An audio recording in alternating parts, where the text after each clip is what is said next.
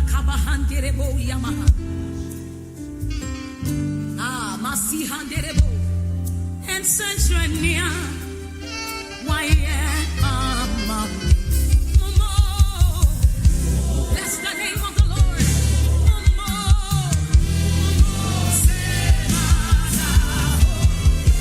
Get your hands in this auditorium. Bless the name of the Lord.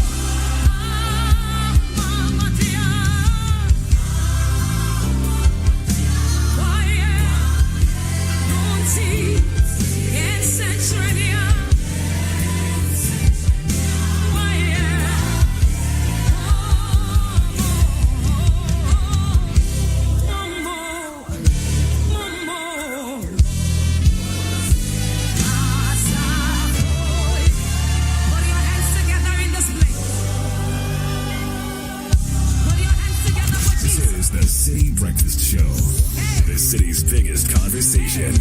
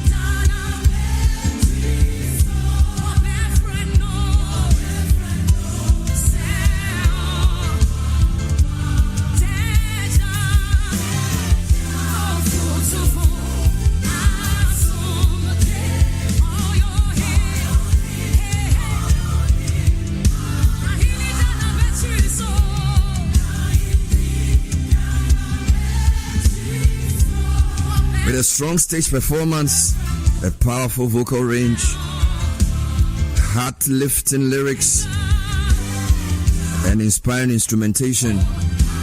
Diana Hamilton, doing this for decades. This is a praise medley, setting up your morning, inspiring us to greater achievements and accomplishments. A product of the Church of Pentecost, proudly declaring the praises of the Lord. 6:30, 97.3 Citi FM. It's the 19th day of the second month of the year 2026. Thank you for staying with us here on the Citi Breakfast Show. And we're starting off on the wings of a beautiful song, courtesy Absa Bank. You made resolutions, you put down plans, you set goals. It's time to say yes to those plans. And with Absa, you get more than just a bank. You get tailored banking and finance solutions. Loans, credit cards, digital banking that helps you save, plan ahead, and take control of life's big moments and small moments as well. So make 2026 the year of yes. Your story matters. Absa.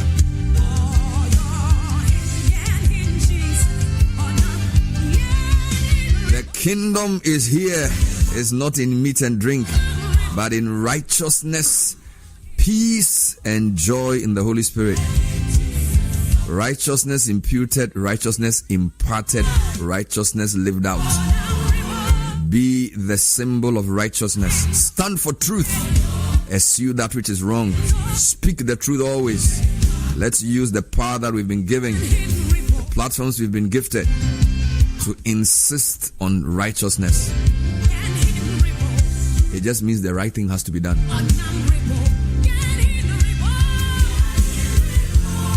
And the newspaper review segment is where we start off from, brought to you by Fidelity Bank. Switch to us today and enjoy amazing benefits. Personalized financial support, higher loan amounts, lower interest rates, and a smile that lasts very long. Switch by calling 0800 003 355 or go to fidelitybank.com.gh. Connect with us on social media at Fidelity Bank GH. Fidelity Bank, believe with us.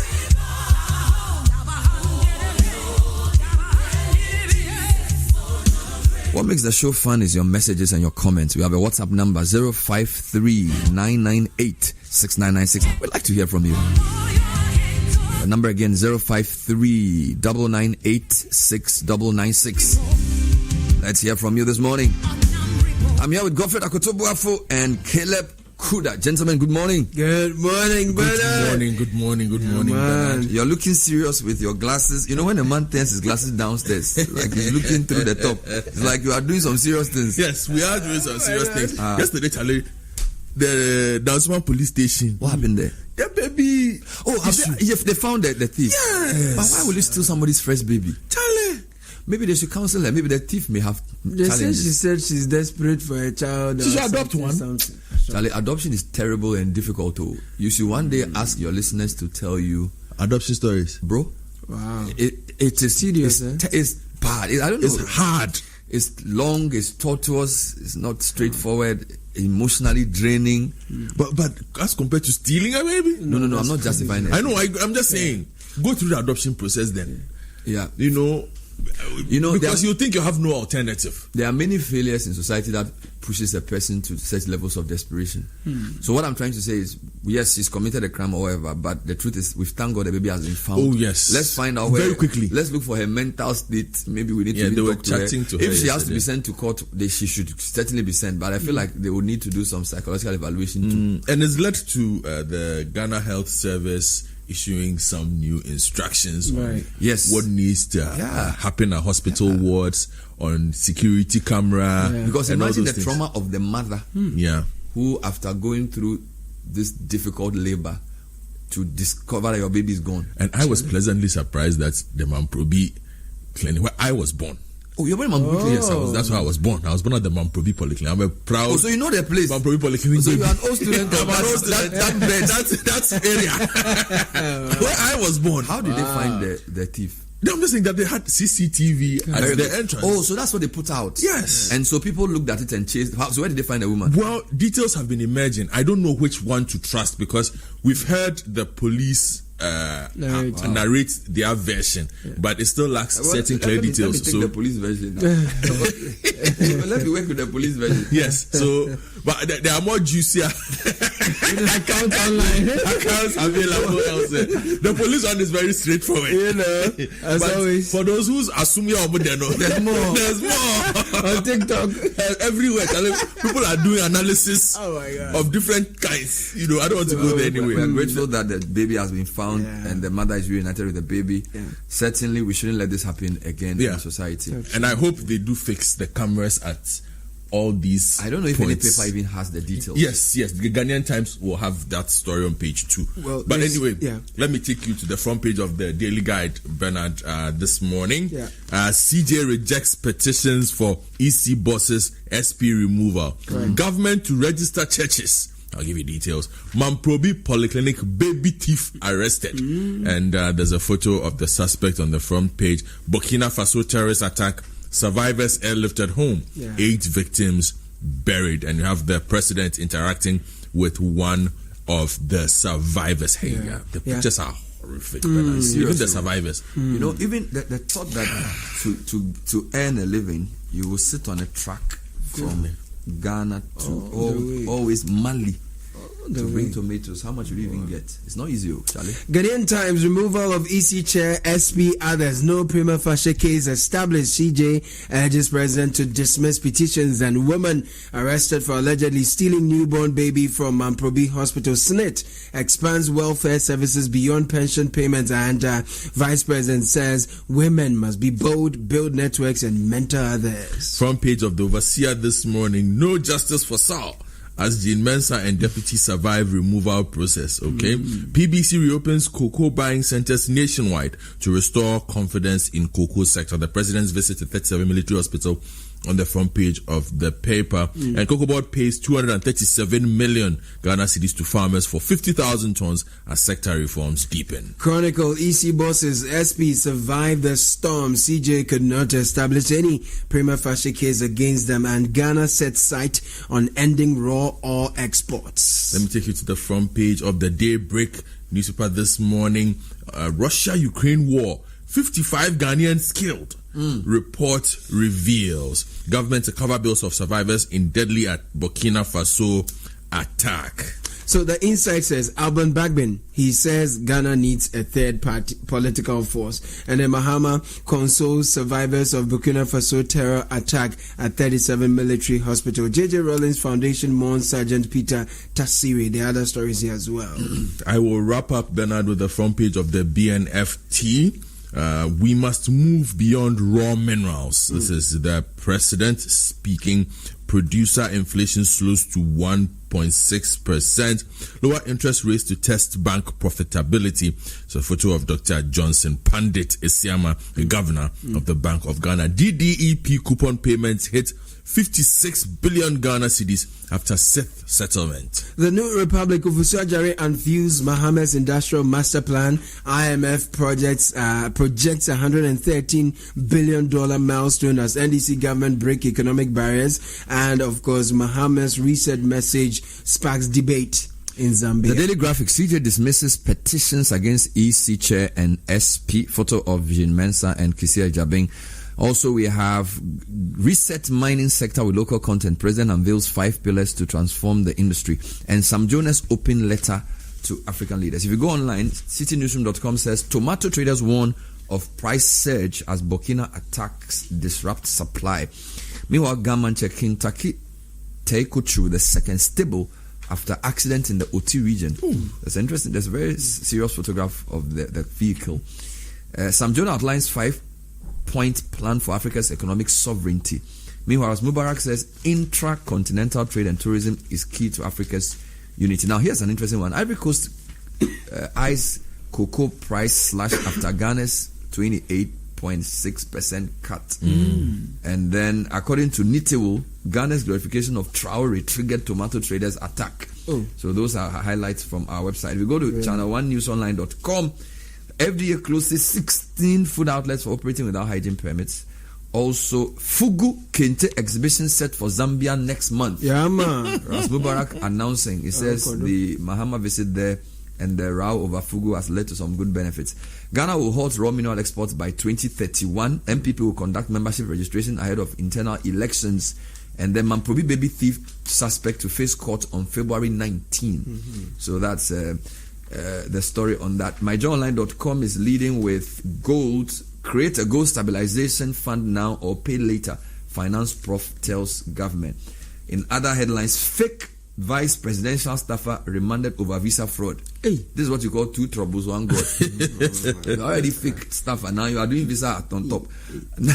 This Cote d'Ivoire story is also here. Ivory Coast considers following Ghana with cocoa price cut. This story is actually sourced to Reuters, yes. Right? And then if I go to the BBC, the lead story says social media suspended in Gabon for spreading of false information. Social media suspended in Gabon for spreading false information. Let's get into the details of the stories. Let me start with the Mamprobi Polyclinic baby thief story. I have some details from the Daily Guide on page 3. The Ghana Police Service has arrested Latifa Salifu, 33, as suspect in connection with the alleged death of a 4-year-old baby boy from the postnatal ward of the Mamprobi Polyclinic in Accra. The arrest was made after the police service launched an investigation to apprehend the suspect and retrieve the baby following the trending of a viral image showing the suspect, captured by the hospital's closed-circuit television, allegedly wrapping a baby in cloth and getting out of the healthcare facilities. According to reports, the newborn baby was stolen from the polyclinic hours after the mother underwent a cesarean section. CCTV footage captured the suspect fleeing on a motorbike. Speaking during a press briefing on Wednesday, Superintendent Juliana Obing, head of police public affairs for the Accra region, said around 10 a.m. on February 17, Abigail Jikunu, accompanied by Henrietta Abe Blessed, reported that an unidentified woman disguised as a nurse had stolen a newborn baby from the hospital's postnatal ward. She said the baby's mother, Precious Ankuma, who delivered her son on February 14, told police that a woman dressed in a nurse's peach-colored uniform took the baby under the pretext of administering medication and disappeared. Police immediately visited the facility and obtained statements, launched a manhunt. At about 3:40 a.m. on Wednesday, officers arrested Latifa Salifu, a cloth seller in Accra, at the premises of Kolebu Teaching Hospital, where she was found with the baby suspected to be the missing child. The suspect claimed she had delivered at the hospital and was discharged due to a lack of care. However, police investigations found no records to support her claim. Following the arrest, many of the eyewitnesses, friends, and family members of the victim have stormed the Dansoman police station, demanding for the release of the alleged suspect, stating that the woman in police custody was not the suspect captured on the CCTV camera. Really? According to them, the footage captured on the CCTV camera available to them compared to the pictures making waves on social media of the suspect are two different personalities. Hence, they are suspecting foul play. With the above allegations, Frank Banks, Ms. Bao, uncle of the baby, has called for a DNA test to confirm the child's biological identity. Meanwhile, the police say that Ms. Salifu remains in their custody as investigations continue. She's expected to appear in court today, and the authorities say that CCTV footage are being reviewed and videos circulating on social media also being reviewed to provide further updates to the Minister public. for Gender, Children and Social Protection has been speaking on this. She has pledged stronger safeguards in health facilities. This is Graphic Online. Following the recovery of the baby who was stolen, Agnes Namomolati said social workers would be deployed to help prevent similar incidents in hospitals, stressing that the matter would not end with a child's safe return, but would lead to follow-up measures to protect mothers and infants.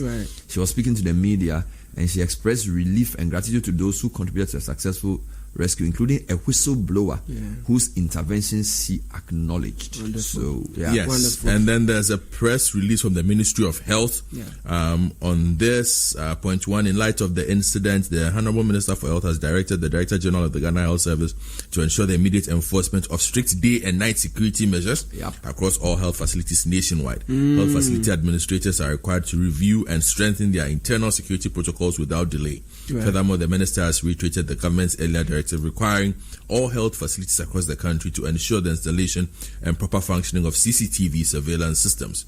in addition to others. So you Right. can find them. Let's go to the prima facie matter. Yes, the other big story that came yesterday: removal of EC chair SPR. There's no prima facie case established. CJ urges president to dismiss petition. Julius Yaupetich writes in the center spread of Ghanaian Times that the Chief Justice Paul Bafuboni has determined that there is no prima facie case in multiple petitions seeking the removal of the chairperson of the Electoral Commission EC, two deputy commissioners, and the special prosecutor SP. Consequently, he has written to President John Dramani Mahama indicating that the 7 petitions seeking the dismissal of the electoral commissioners and the 3 against the special prosecutor do not warrant any further investigation for the removal of the constitutional and statutory office holders. By a letter dated January 26, 2026, the Chief Justice informed His Excellency the President that no prima facie case had been established by the petitioners to warrant any further investigations for the removal of the electoral commissioner, deputy commissioner, and special prosecutor. That's a good one there. Tomato traders are warning of a price surge as the book. District in 2025 recorded 3 maternal deaths. A situation Security is not guaranteed. attributed- Now, I'm told that the bodies have been flown back. Do you have the story? And Yes. the 8 bodies have been flown back, and the president has also met the families Yes, the president of has been the visiting, returnees.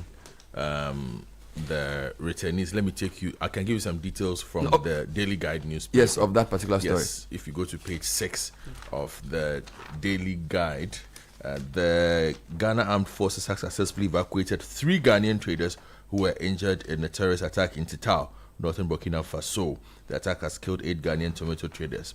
The mission executed by the Ghana Air Force on February 17 saw the injured traders flown back to Ghana for urgent medical care. Upon arrival, the victims were immediately conveyed to the 37 military hospital in Accra for further medical assessment and treatment. President John Dramani Mahama also paid a visit to 2 survivors of the attack at the 37 military hospital. Meanwhile, the ranking member on the Defense Committee of Parliament and former Defense Minister Dominic Nitul is saying that the recent attack is blamed on government's posture towards Burkina Faso's leader, Captain Ibrahim Traore. The Mimbila MP said that even at the peak of terrorist activities in Burkina Faso, Ghanaians were largely spared such attacks. He told Citi News in an interview, or questioned the decision to invite Captain Traore to the swearing-in of President Mahama. He suggested that the move may have sent unintended signals at the time when the security in the sub-region remained fragile. Still on It's this, an interesting it's an interesting angle. he has. Now, Ras Mubarak is asking for an AU standby force to be deployed to combat terrorism in West Africa. You know, he traveled to 32 African countries by road, and his point is that the Africa Union should be intervening in some of the Sahel countries where terrorism seems to be taking root. Let me give you a related story before Caleb comes in with cybercrime. On page 3 of the Daybreak newspaper, at least 55 Ghanaians have died fighting for Russia in the war in Are you Ukraine, kidding me? according to a February 2026 report by investigative group Impact. The report, which details mounting African casualties on the Eastern European battlefield, documents the deaths of 316 African recruits out of 1,417 identified individuals. Ghana recorded the second highest number of fatalities after Cameroon. Wow, well, how are they going to? According to- who are they fighting for? They are fighting for Russia. According to Impact's data, Cameroonian nationals suffered the highest losses with 94 killed in action. Ghana followed with 55 deaths, while Egypt recorded 52. Impact's findings suggest that many of the African recruits had minimal time in service before being deployed to frontline combat zones. The average duration of service among those killed was 6 months. However, 51 recruits reportedly died within just 1 month of joining the Russian forces. The longest recorded service period before death was 19 months. Wow. On to cybersecurity and crackdown. Minister vows crackdown on cybersecurity against Ghanaian women. The government is You mean treating cybercrime against Ghanaian women? cybercrime, yes, against Ghanaian women. Yeah.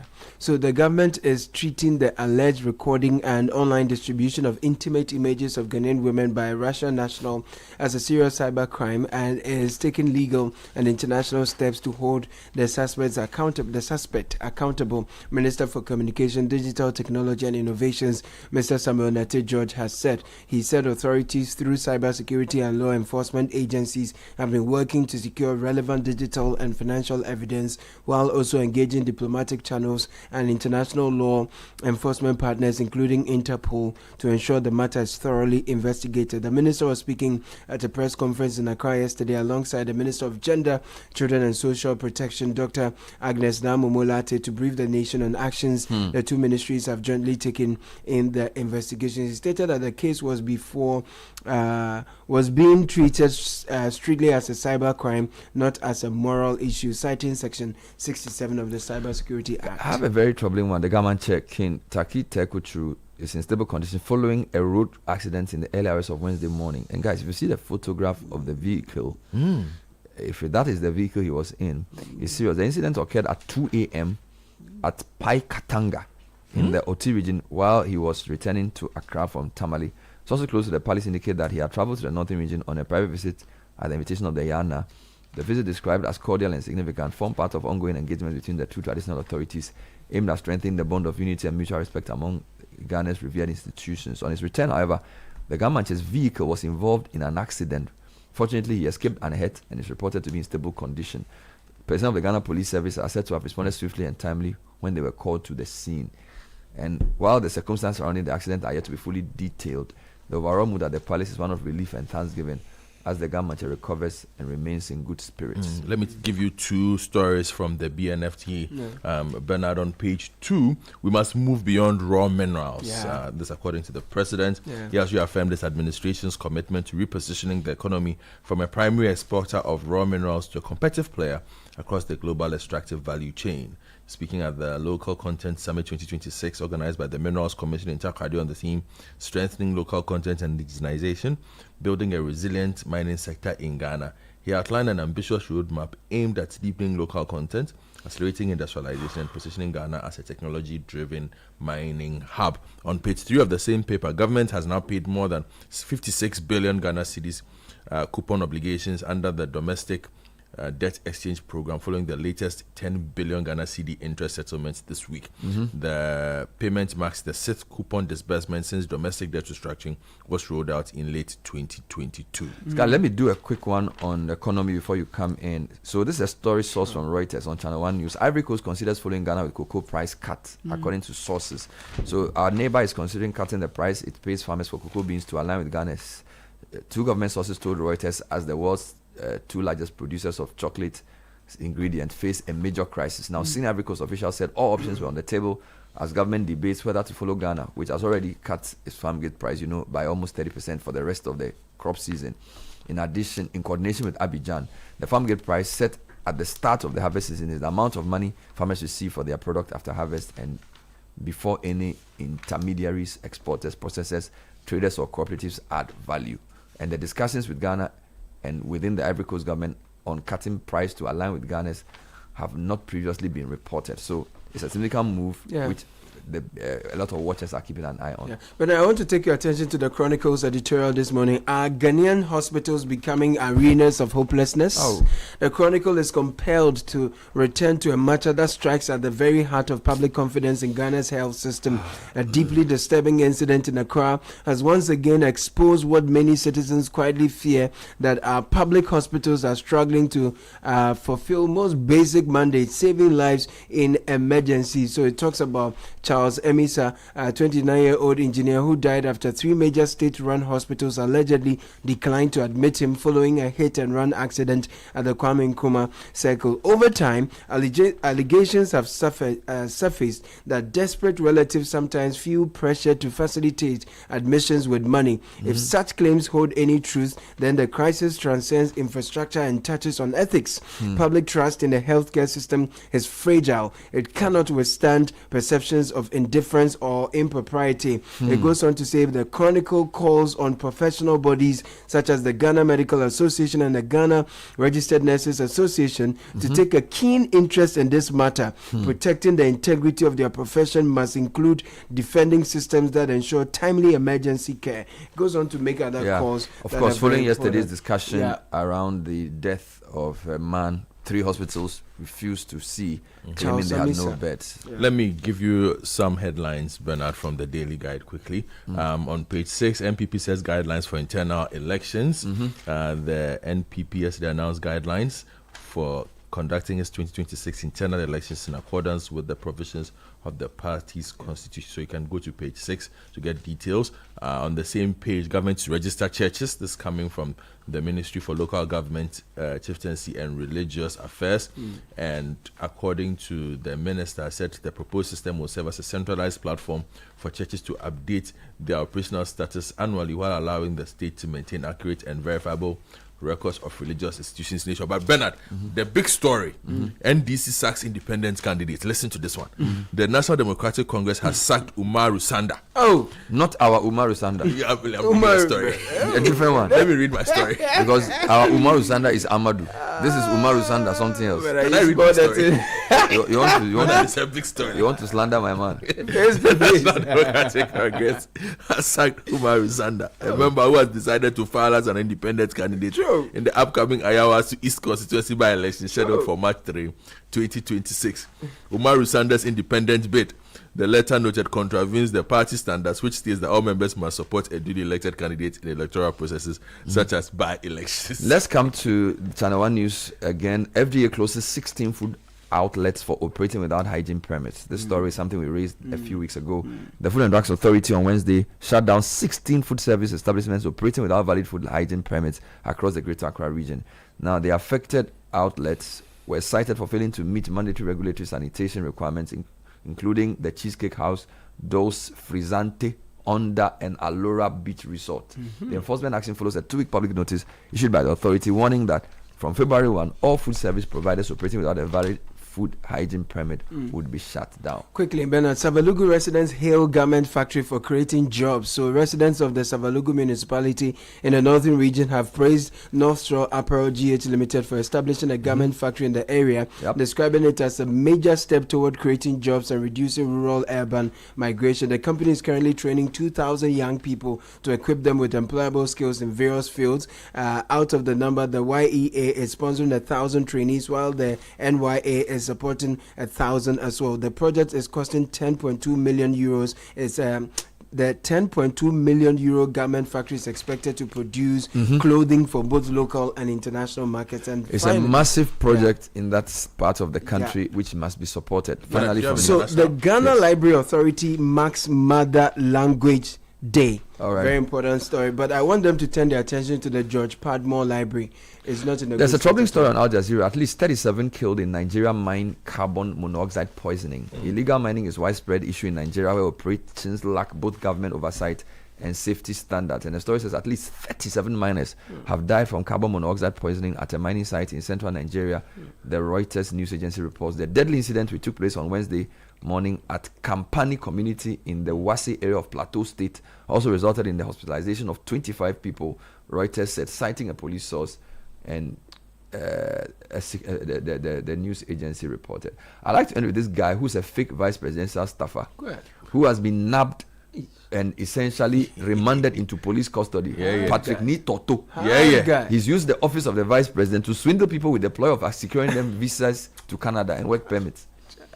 The way the man is dressed, there's a proverb that comes to my head. It's a quarter class of a man. And he's come victims of 5,325 cedis and 8,200, posing as a vice presidential staffer and captain in the Ghana Armed Forces. The chick of it, operating under the name Dr. Patrick Nelson Aite. Toto also made his victims believe that he had affiliation with the Canadian embassy in Ghana. The police told the court on Tuesday he pleaded not guilty to the charge of defrauding by false pretenses, but the court remanded him into police custody to assist in further investigations. He was arrested from his hideout at Abura by the police in Cape Coast following a complaint filed against him at the police station. The Honorable Dominic Niti who went to file a similar report against one guy, and the guy was arrested. And I saw a video of Honorable Nitiwu confronting the chap at the police. He said, "Do you know me? Do you know me?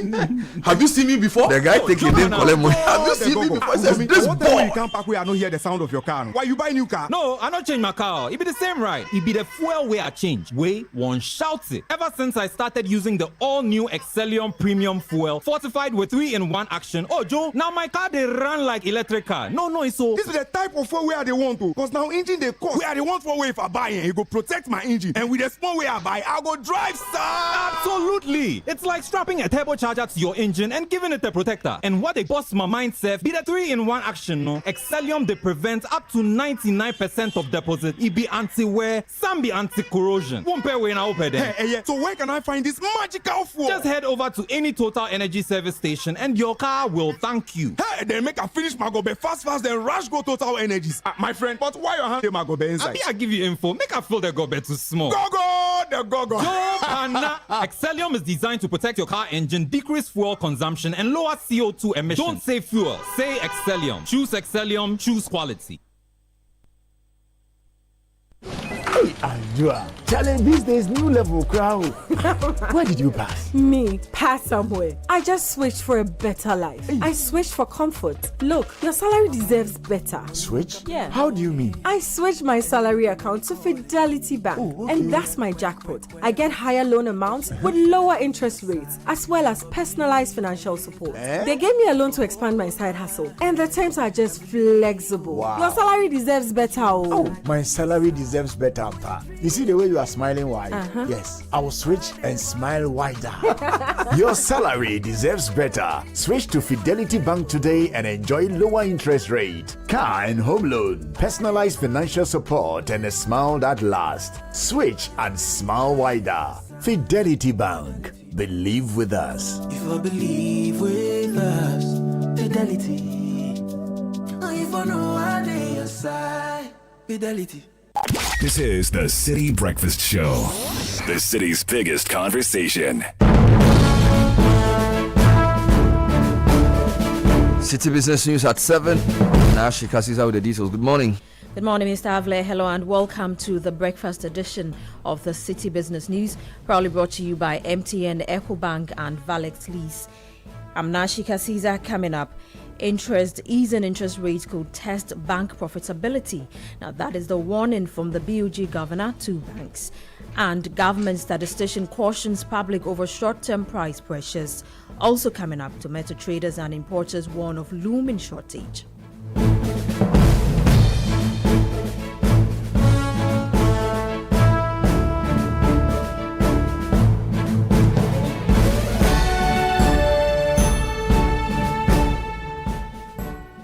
Let's settle for the details of our stories.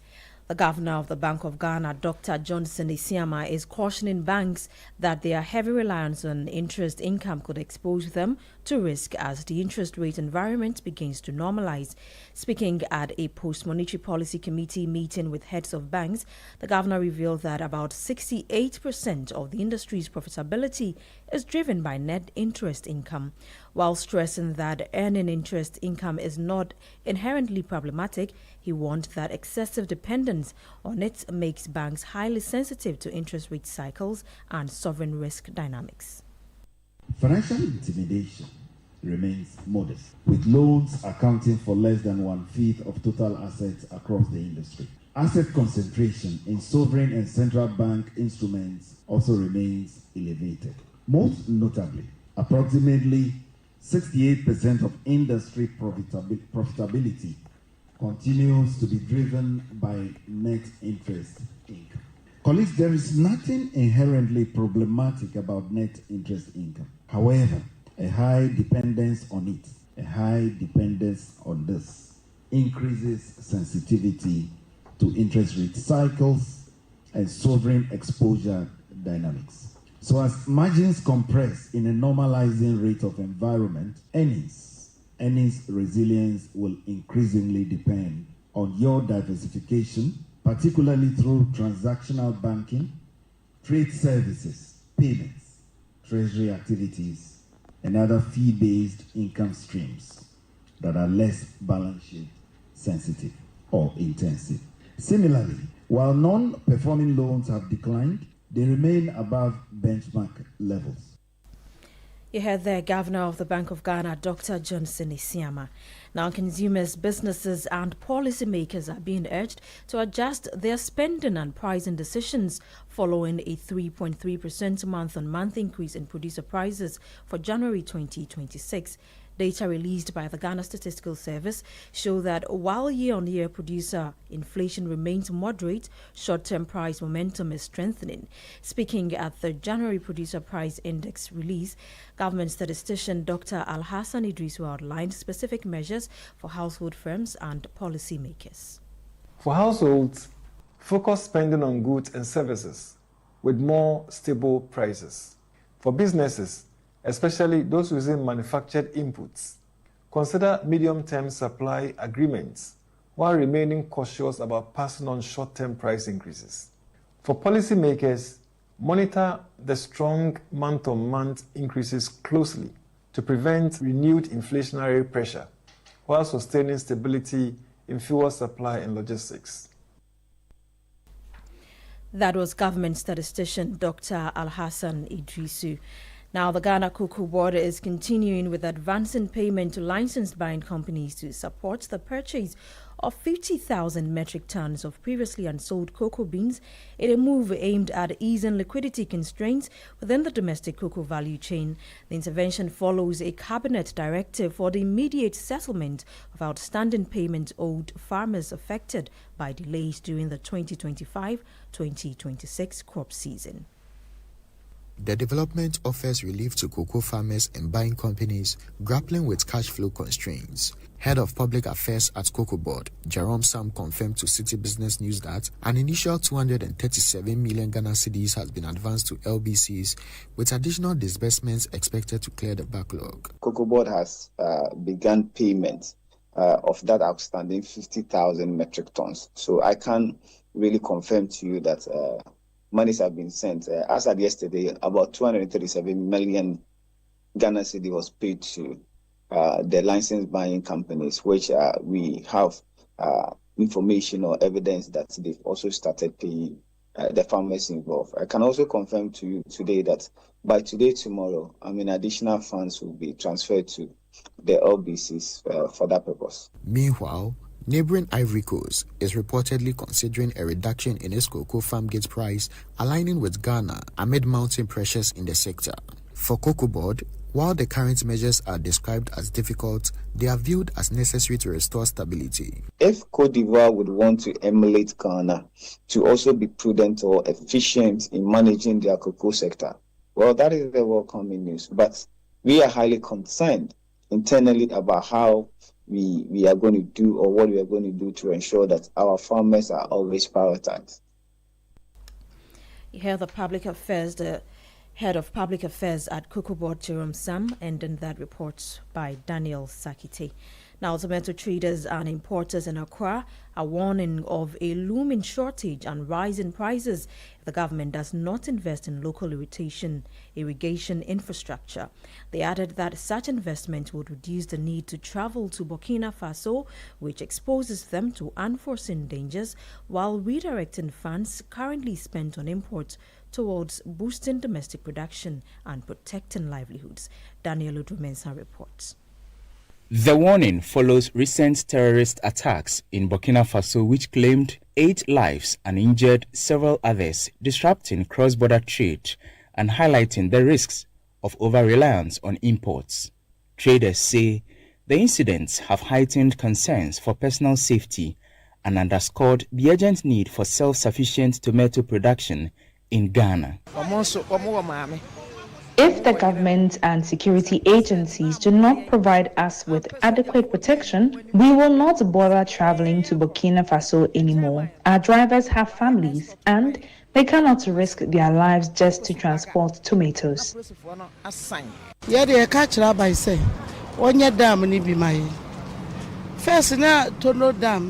We initially thought we were not targets of the terrorists. We are appealing to the government to construct dams that will help us produce tomatoes locally and prevent us from having to travel to Burkina Faso.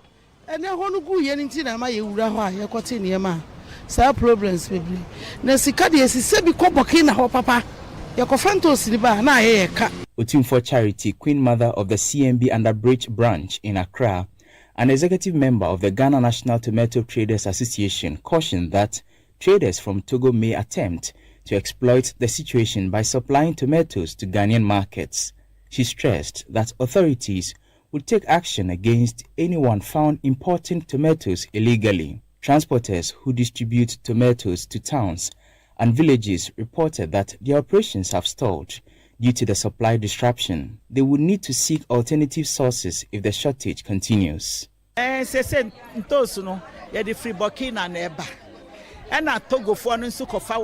time our importers arrive from Togo, the Burkina Faso tomatoes have already entered the market. These tomatoes are usually sold in baskets, while we use tomato boxes for our trade. This situation places an additional burden on us. Furthermore, some of our local traders also travel to Togo to bring in these tomatoes, which negatively affects our business. We want to make it clear that we will not accept this, and we will issue a warning against such practices.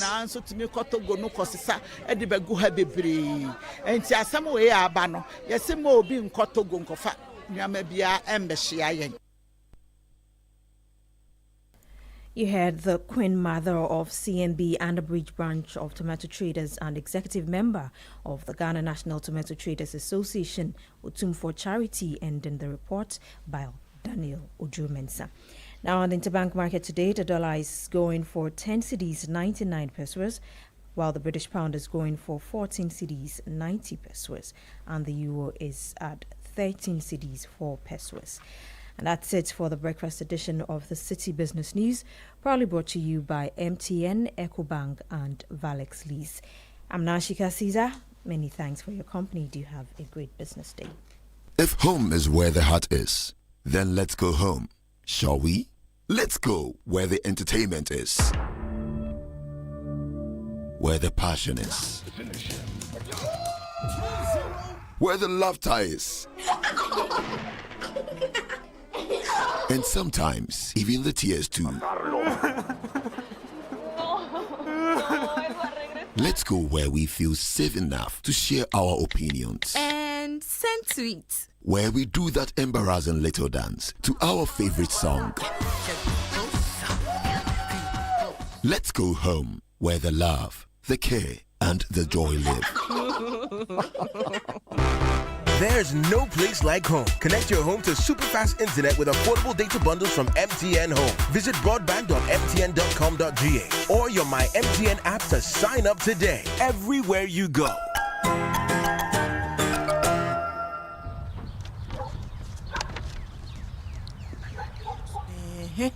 Hey, do they want to sack you dry? Why shall I tin way? Engagement things and kwenye. Hey, sure. They even added washing machine, fridge, flat screen TV, 65 inches and so. How do they expect you to buy all these and still take care of your family? Oh, Kwame. Mama. And how cry? With Access Bank's Pick Now Pay Later, we can get everything now in minutes and pay at 0% interest over the next 6 months. Hey, Coco cry. Hey, sir. Access Bank says faster is here. With a now digitized Pick Now Pay Later, life's big moments are within reach. Just click, pick, approved in minutes. For more information, call our 24-hour contact center on 0800 00 4400. Terms and conditions apply. Access Bank, more than banking. This is the Citi Breakfast Show, the city's biggest conversation. Yeah. The 12 no money about come my go. Obi Antone Coalition. Obi Antone Coalition. Obi Antone Coalition. What else? Body. Obi Antone Coalition. Obi Antone Coalition. Obi Antone Coalition. Go. Yeah. Memma woni pe bi embu abomfia. hope a promo Yaninabu Huntia, or ya what time for Jano Manivia, Yambuamu Amunsina. Caleb Kuda here, gone by Nashika Caesar brought you the breakfast edition of the City Business News. Brought to you by MTN Access Bank. Access Bank is rewarding customers with their Rewards by Access, a loyalty program designed to add value to everyday banking. For shoppers, travelers, and people who handle business expenses, every transaction you make with your Access card brings you closer to exclusive benefits, premium privileges, personalized rewards. Points earned through your card transactions can be redeemed seamlessly at any of our merchant partners nationwide. So make your spending go even further. Use your Access card today and enjoy a free rewarding banking experience only with Access Bank. Loyaltyrewards.ghana.accessbankplc.com is where to visit online. It's a toll-free number 0800 004400. Call this number for more details. Access Bank, more than banking. Guys, quick question: when was the last time you actually enjoyed standing in a queue? Well, me neither. Whether it's at the bank or the grocery, nobody has time for that. That's exactly why I'm loving this new move from MTN. If you've been waiting to switch to an eSIM, you know that digital SIM that's built into your phone, so you don't need a little plastic card. Now your time is it. MTN has flipped the script, and you can literally set up your eSIM yourself right from your couch. No queues, no waiting, no ticket. No ticket. You just open the My MTN app, follow the prompts, and boom, you're live. It's the ultimate life hack. Grab your phone, download the My MTN app if you haven't already, and skip the queue today. Gabi Affair is in for kickoff. And that's brought to you by Lesheho. As we step into this brand new year, Lesheho says thank you for your loyalty in the years past. We are looking forward to even more, supporting your goals, your dreams, your financial growth, and improving your life with innovative financial solutions. So from all of us at Lesheho Ghana, we wish you a prosperous, fulfilling, and successful new year. Lesheho, let's improve life. Ladies and gentlemen, Isaac Gabriel Affair with Kickoff. This is the City Breakfast Show, the city's biggest conversation.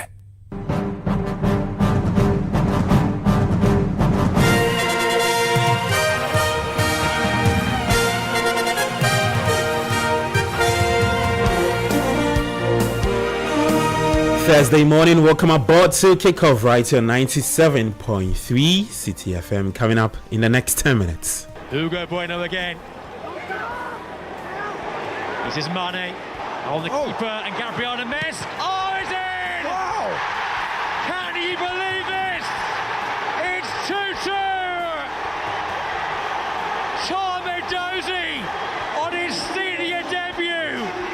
Find the ball in there for Wolves.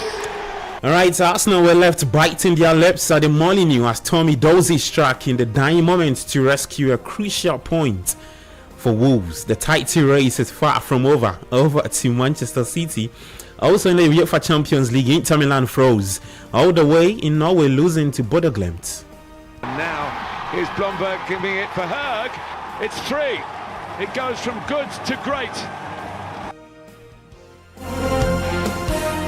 Alright, so Bodo Glimt taking a huge step in that second leg against Inter Milan in the UEFA Champions League playoff tie. Reactions coming up pretty soon, plus some updates from the local scene tennis as well. Thanks to Western Union, Politangana, Shell V Power, and Lesheho. Let's improve life.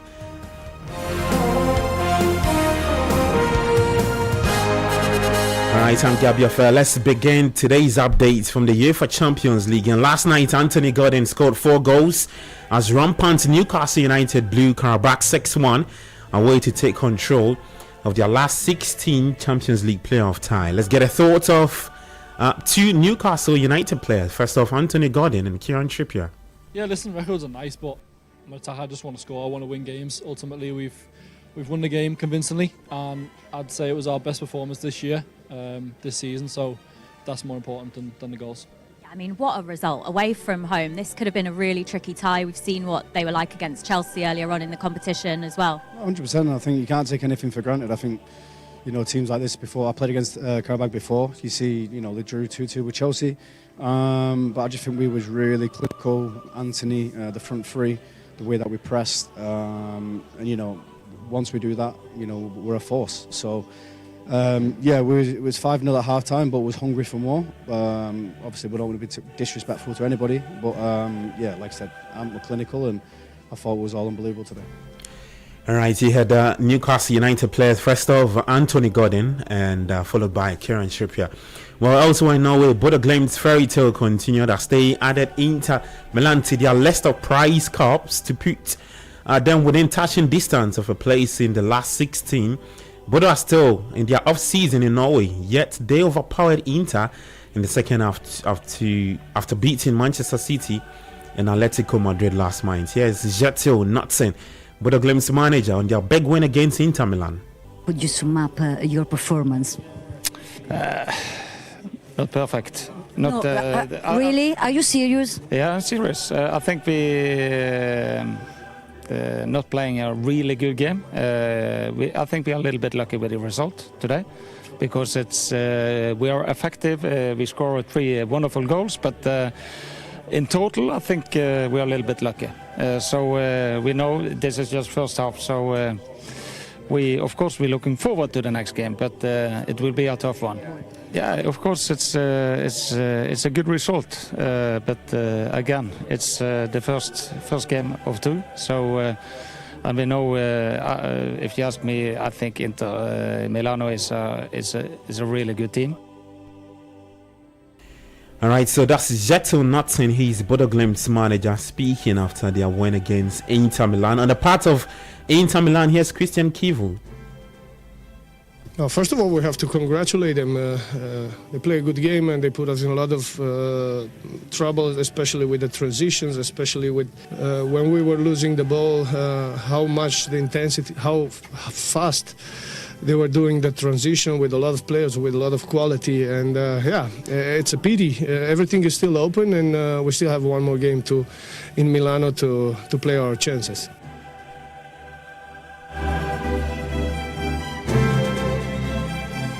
All right, so that's Inter Milan's manager, Christian Kivu, speaking there.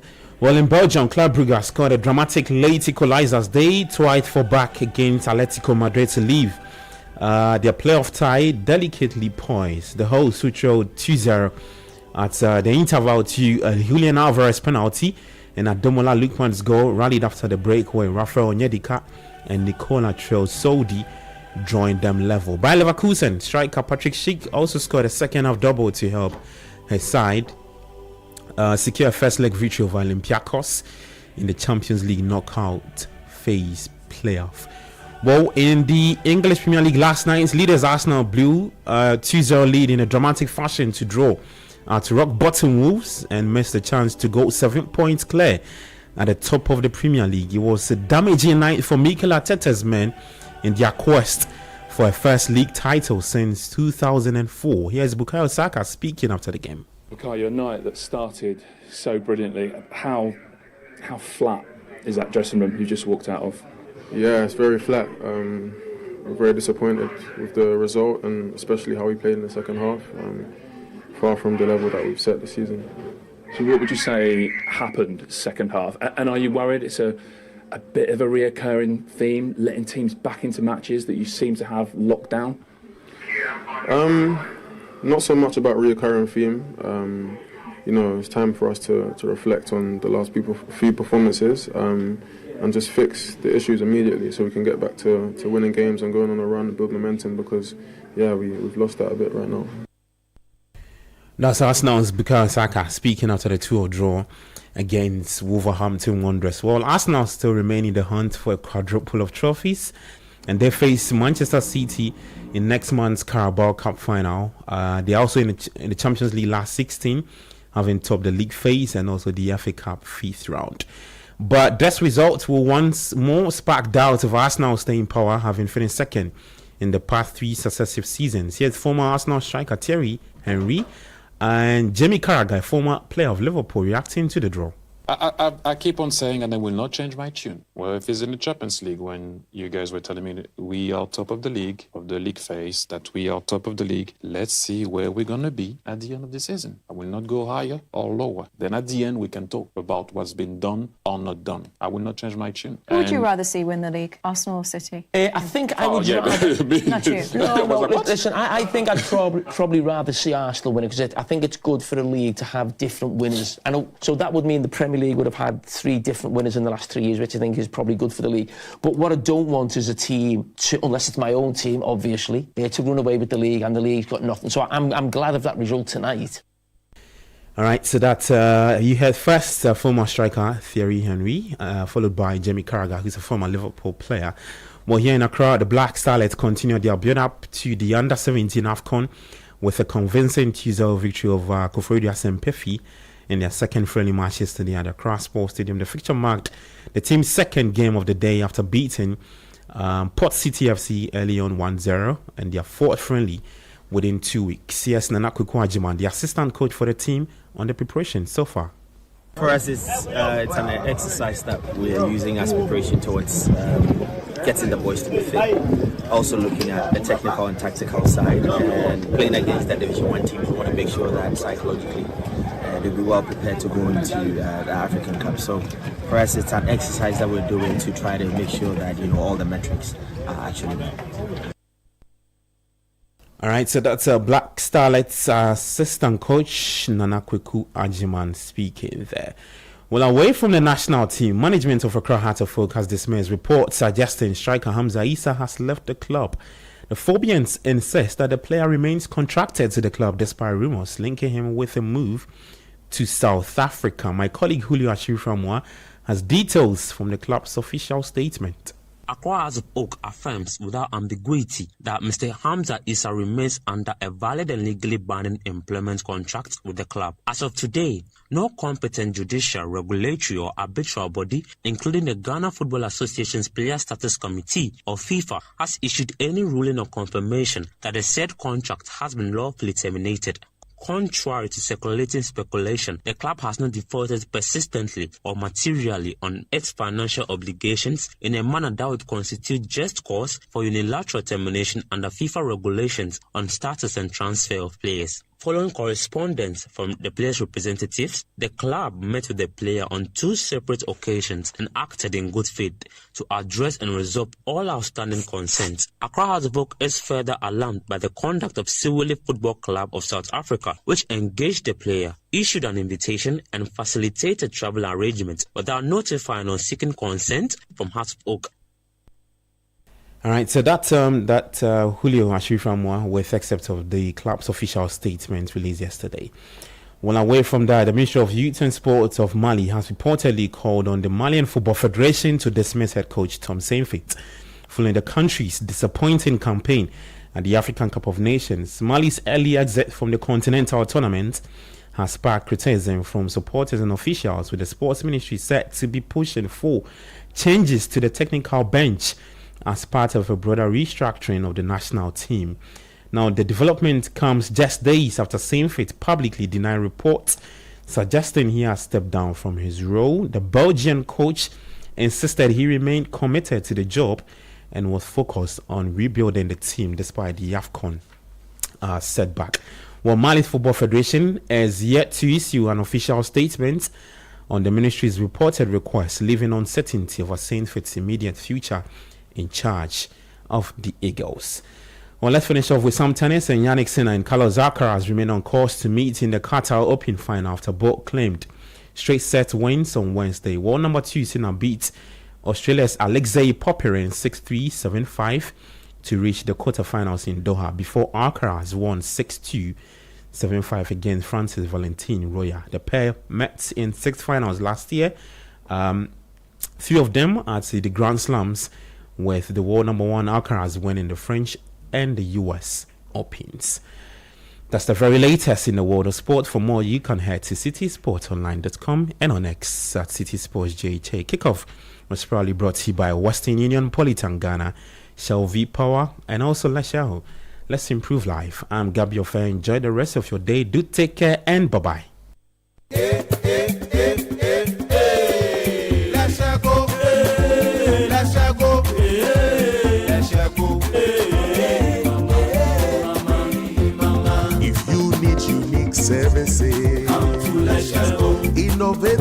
financial solution. We deliver on our promise, cause we are number one. Let's share go, we improve your life. Let's share go, hey, let's share go, hey, let's share go, hey, mama, hey, mama, hey, mama. Even when you're stuck with nothing, come to let's share go. No matter your situation, come to let's share go. Let's share go, we improve your life. Let's share go, hey, let's share go, hey, let's share go, hey, mama, hey, mama, hey, mama. Let's share go, we improve your life. Every family has secrets. Every home has drama. Got you a hotel for a few nights. That was the best I could do. I want a little dignity and shelter. You make it sound so simple. It was simple until you made it complicated. And every household has stories you recognize. Aquile pregnant. I didn't say she was pregnant for me. Meet the Blanksins, a modern Ghanaian family just like yours. Funny, messy, and very real. Opebia. Junior Bento is a young man who runs his father's company. Very successful. Just so you know. Yes. Just yes. Yes, as a question. The young man runs his father's company. So must everything be spelled out to you? Opebia. Opportunity comes but once. The Blanksins, coming soon on Channel 1 TV. The vibe is too much. Dear business owner, congrats on not giving up on your business. You deserve a medal, and your business deserves to be taken to the next level. In fact, it's about time you run a Zenith Bank SME account so you and your business can enjoy the perks of the Zenith SME business card. Oga and Oga Madam status. The Zenith SME Business Card is a Visa debit card for making secure payments for goods and services. Enjoy great benefits such as free customized digital SME training, free marketing toolkits, access to Visa practical skills training, and more. Unlock the potential of your business today. Visit any Zenith Bank branch nationwide and sign up for the Zenith SME Business Card, the ultimate payment solution for SMEs. For more information, visit www.zenithbank.com.gh or call 0302 680-884 or 0307-086-370. Zenith Bank, in your best interests. Do you want to study or explore career opportunities abroad? Take your first step with IELTS from the British Council, the world's most trusted English language test for visa applications, universities, and other institutions. Book your test and get free access to IELTS Ready Premium, our top-rated preparation platform, including practice tests, video tutorials, study plans, and more, worth 1,750 cedis. Visit our website today to achieve your study and career goals with the British Council. Are you ready to revolutionize the future of agriculture? The Ministry of Trade, Agribusiness and Industry, in partnership with the Ghana Exim Bank, proudly presents the Ghana Agrotech Fair 2026. The fair will feature exhibitions, market linkages, masterclasses, and workshops on climate-smart farming, digital tools, and export development. Join us at the Black Star Square from March 17 to March 19 at 9 a.m. each day. The President of the Republic, His Excellency John Dramani Mahama, will be assisted by the Minister for Trade, Agribusiness and Industry, the Honorable Elizabeth Ofuswejari, and the Chief Executive of the Ghana Exim Bank, Honorable Sylvester Adina Mensah, to open the fair. Government agencies, agrotech firms, startups, farmers, financial institutions, and the general public are all welcome. To exhibit or for inquiries, call 0559 679326 or 0242 585419. Media partners: Daily Graphic, Media General, Radio Gold, Citi FM, and Channel 1 TV. Ghana Agrotech Fair 2026, transforming agribusiness through local innovation and technology. Whether you're buying water from your favorite spot in Osu, shopping online for the latest styles, or booking your next getaway to Dubai, MasterCard gives you the freedom to pay your way. Insert, tap, swipe, click. So many options, yet so easy. With layers of security protecting every payment, your money stays safe. From Trotro to travel, MasterCard connects you to the life you've earned and the one you dream of. Ask your bank for MasterCard today. MasterCard. Safe, convenient, priceless.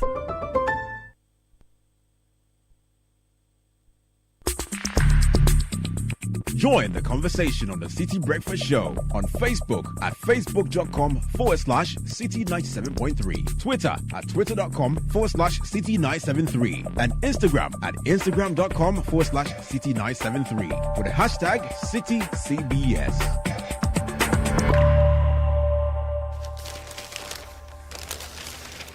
This is not just talk. This is scrutiny. Policies dissected, promises questioned, solutions demanded. Urban challenges, national priorities, real questions that move Ghana forward. Trusted by the public, respected by decision makers. The Citi Breakfast Show, Ghana's biggest morning show, because development starts with truth. The Citi Breakfast Show on 97.3 Citi FM. This is the Citi Breakfast Show, the city's biggest conversation. The Citi Breakfast Show. Rise above the noise.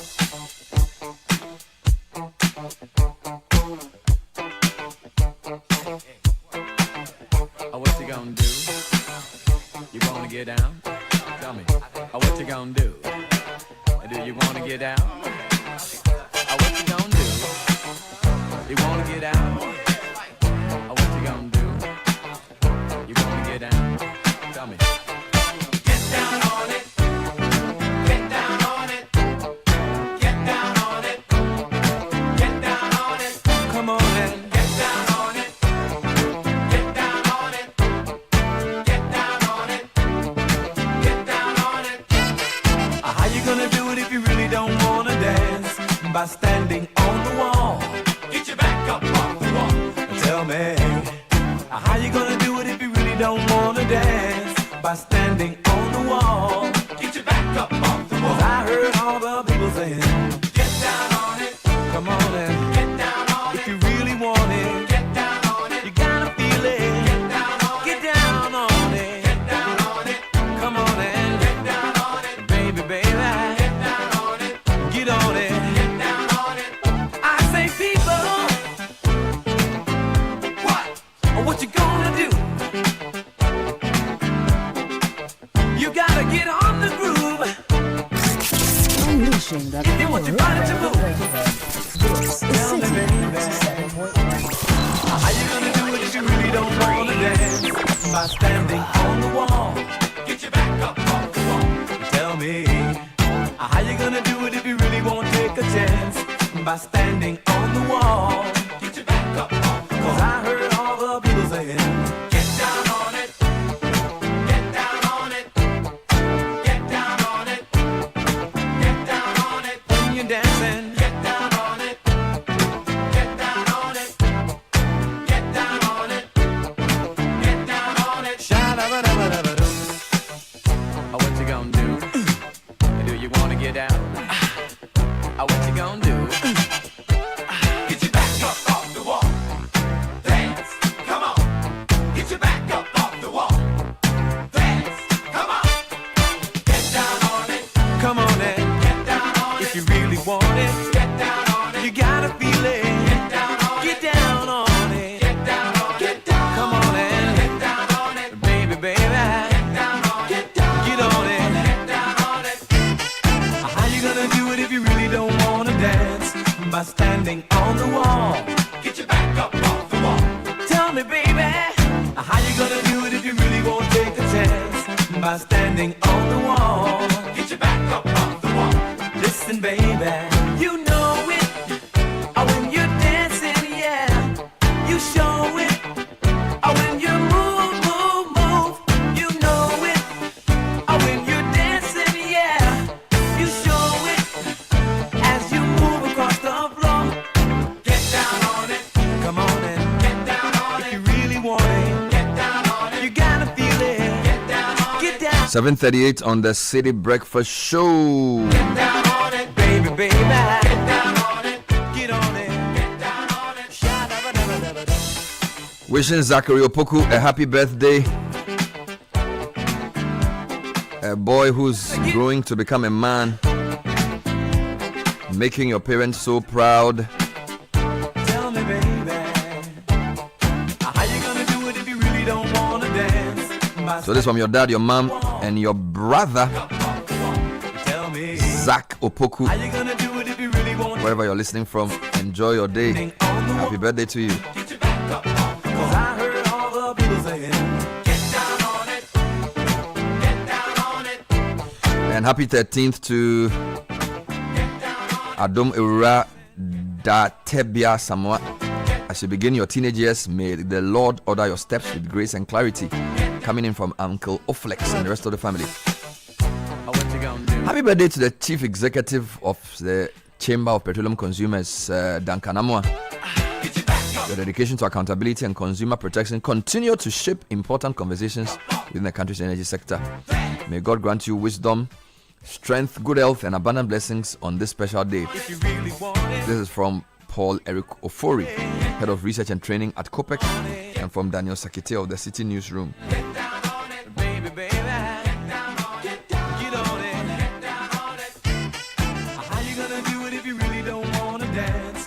A belated happy birthday to ASP Elizabeth Oforiwa Amanfo, aka the Queen of the Accra Regional Office of the Ghana Police.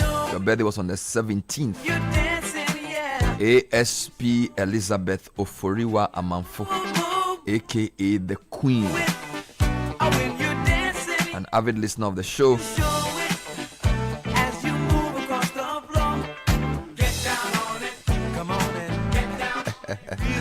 Somebody posted something I thought was interesting. Yeah, Osako says a 5-page article is too long for many Ghanaians to read, but a 100-page funeral brochure is elegant. To improve our reading culture, should we produce even more funeral brochures to tell our history?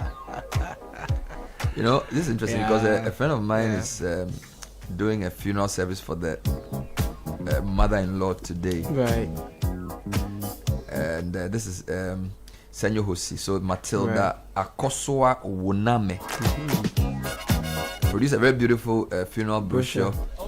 And today is a funeral service being conducted at the Agape House New Testament Church. And his daughter is Gloria Hosi, or her daughter being Gloria Hosi. And what this person is saying is quite interesting, that people prefer, and he's right. When I got the funeral brochure, 84 pages, Charlie, I started reading the giddy. Why do we find it easier to read funeral brochures?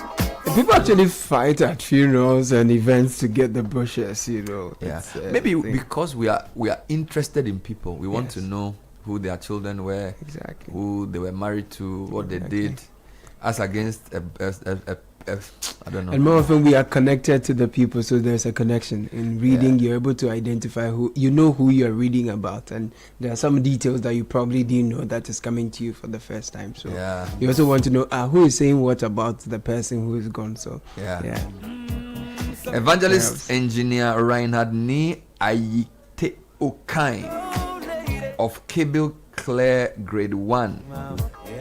It's your birthday. It's my prayer each day your life will be ordered and blessed by the Lord. May you grow in wisdom and stature. Your siblings Rena, Raindorf, Mom, and I love you. Enjoy your 6 years from your dad, Richard Okai. So Reynard Ni Aite Okai of Cable Clare Grade 1. Happy birthday coming in from your dad.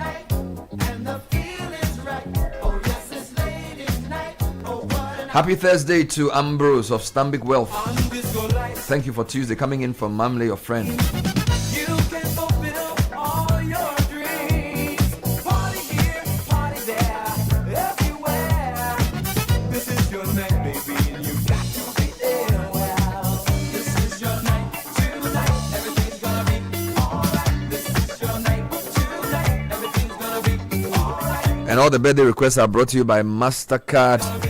It's a card that makes life simple. Swipe, insert, or tap and make payments. A few more requests coming through. I want to say a big thank you to staff of Chris to their Academy, Dakum and Alafia for their tender-hearted care as you genuinely nurture our kids. I pray that you'll be great in wealth and health. Coming from Samuel Ampoma, Jaden's dad. Happy birthday to Pojoba 96, Okunini Richard Jan of MTN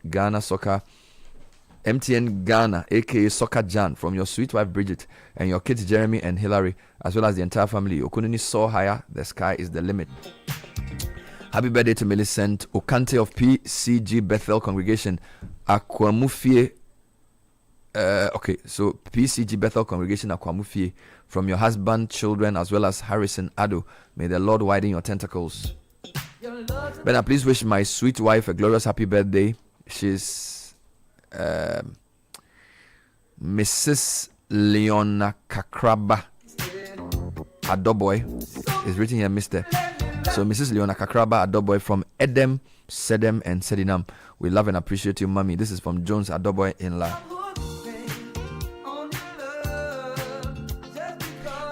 Our attention is still on hospitals today. Yesterday, we raised the issue of the callous nature of the reception of some of our hospitals, where a 29-year-old man sent in by an ambulance was refused treatment. They didn't even look at him.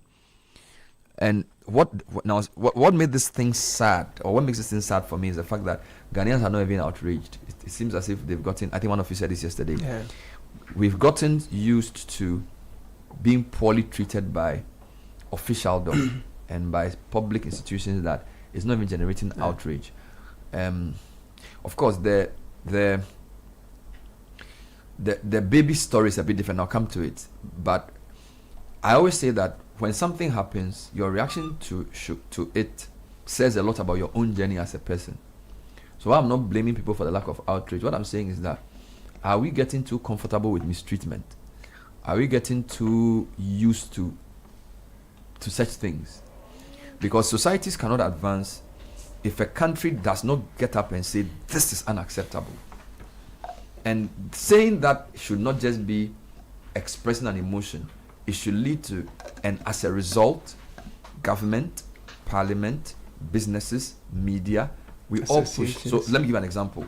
In September 2023, we started getting stories of people losing their homes due to flooding.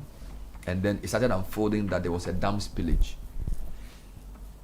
It led to a national outpouring of concern.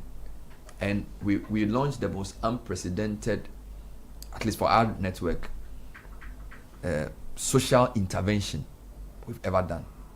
We went to almost 20 constituencies, put up 3 buildings, sent large amounts of relief to thousands of people, because when we saw what unfolded and the videos came, we said, this is not right, and we cannot sit quietly and let it happen.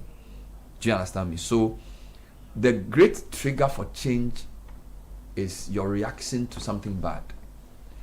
So now here's a man who's 29 years old. He's on a motorbike. He's knocked down by a hit-and-run driver. Now, the fact that the hit-and-run driver didn't even make news also suggests that we've gotten used to it. Okay. Why should a society get used to people hitting people and running away and never being found? All right? Because we can say that the hit-and-run driver killed the guy. Yeah. All right? And I'm not blaming anybody, but my point is that as a society, we have collective amnesia around that. Oh, hit and run, there's normal. Hit and run should not be normal. Do you think that if this guy who hits this motorbike had been hit by a driver in the UK? Oh, by now. Are they better human beings than us? Systems. Okay, if this guy was on a motorbike from East London, West Ham, going to work in the city or going back home, and he was hit by a vehicle, and an ambulance picked him, and this happened, do you know the kind of national inquiry to lead to? In some cases, ministers resign over things like this. First and foremost, the idea that is hit and run, the society will not accept it. They will say the driver has to be found. Whoever hits this guy, they will find him. That's a society that values life. That's a society that says it is not right for somebody to knock down somebody and not stop. So the idea of hit and run being, business as usual is not on in that society. Number two, the ambulance. Our ambulance did a fantastic job. They got a report, and in 3 minutes, I think that's highly commendable. Of course, the place is not far from where the ambulance is. Be that as it may, from the reports of the ambulance team, which also tells you that our country is a country of many parts. On the hit and run side, we've decided that it doesn't really matter. But we have some excellent people in the country. The ambulance people have shown that, at least for that particular case, they passed the test. Again, based on the report they put out. So that's point number 2. All right. Obviously, a good Samaritan went to tell the ambulance service that this person had been knocked down, which is also a good thing. Because when you read the report, it was a walk-in. It wasn't a phone call, which means that somebody saw what happened, had the presence of mind to actually walk to the ambulance or run there or whatever and tell them about this. And they came back and administered what would appear to be world-class or at least very good first aid. Put the guy into the ambulance and did the right thing by moving from Circle to Ridge in 3 minutes. Okay. Now, the question we need to ask is, Ridge. No, I actually went to Sorry, police hospital. forgive me. Police hospital. 5 minutes. Thank you. Police hospital. It's a straight drive. Forgive me. Police hospital. Now, they get to police hospital. We don't know if they called before they got there. We don't know who they met, whether it was a nurse, a security man, or a doctor. But they were told there is no bed. Now, the reason this is serious is that this is a national ambulance, which a government had made a whole festival around. You see, and this is the other thing about Ghanaians that will make us suffer. A few years ago, the MPP government decided that they will buy an ambulance per constituency. It was a really good thing. So what's the point in rejoicing over an ambulance if when an ambulance takes a person to a hospital, the hospital doesn't care? So in a society, are we saying that we make noise about procuring ambulances because it's a good thing to procure? And then when the ambulance takes a person to a hospital, the hospital can decide that they won't take the person. And we think it's okay. Do you understand my point? So somebody has knocked somebody down and run away into the dark. We have a national security camera system. The police procured a lot of money to put up cameras all over the country, claiming that they had done a national surveillance something. Nobody's asking, okay, who knocked this guy down? Has he been found? Has the police report been made? Has the police also published what they found about this 10 p.m. knockdown? Because this is in Nkrumah Circle. This is not some bush. Nkrumah Circle should have a camera. If nothing at all, people should have seen the car. Did people have mobile phones that they used to do all kinds of useless things? Did somebody take a photograph of the vehicle? This is a collective society. Did we take a photograph? So we are here all complaining about things. I'm asking simple questions. Okay, the police control room that has those cameras. Because I have gone to that police control center before, where they have lots of giant screens, where they say they have cameras at traffic lights in Ghana. Has somebody called for the camera footage to check whether they will find when this guy was knocked down? All right. Did somebody take a photograph of the car? Now, if nobody did, are we saying that as a nation, we have no inventory of what happens in our country, that at a place like in Nkrumah Circle, between the hours of 10:25 and 10:33 p.m., we have no way of determining which vehicles passed a place like in Nkrumah Circle?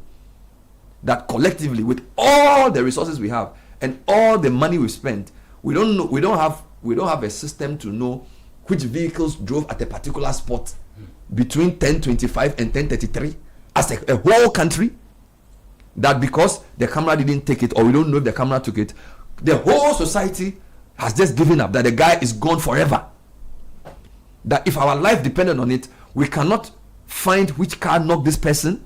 A whole country, we can't do it. Number 3, police hospital. Think about it. This is police hospital. This is police hospital. If you don't know it, this is a hospital manned by professionals who are working for a security service agency. So if for nothing at all, police hospital is not the same as Madina Kekele Hospital. Do you understand? If I'm a nurse at police hospital, or 37 for that matter, I am expected to know that, of course, my first line of patients will be police people and their family people. So if a patient is brought in an ambulance bleeding, should police hospital say no? on the basis of why they were set up. Now, the people who manage police hospital, are they concerned about what has happened? Have they issued a statement? Is there a board chairman? Does what have a CEO?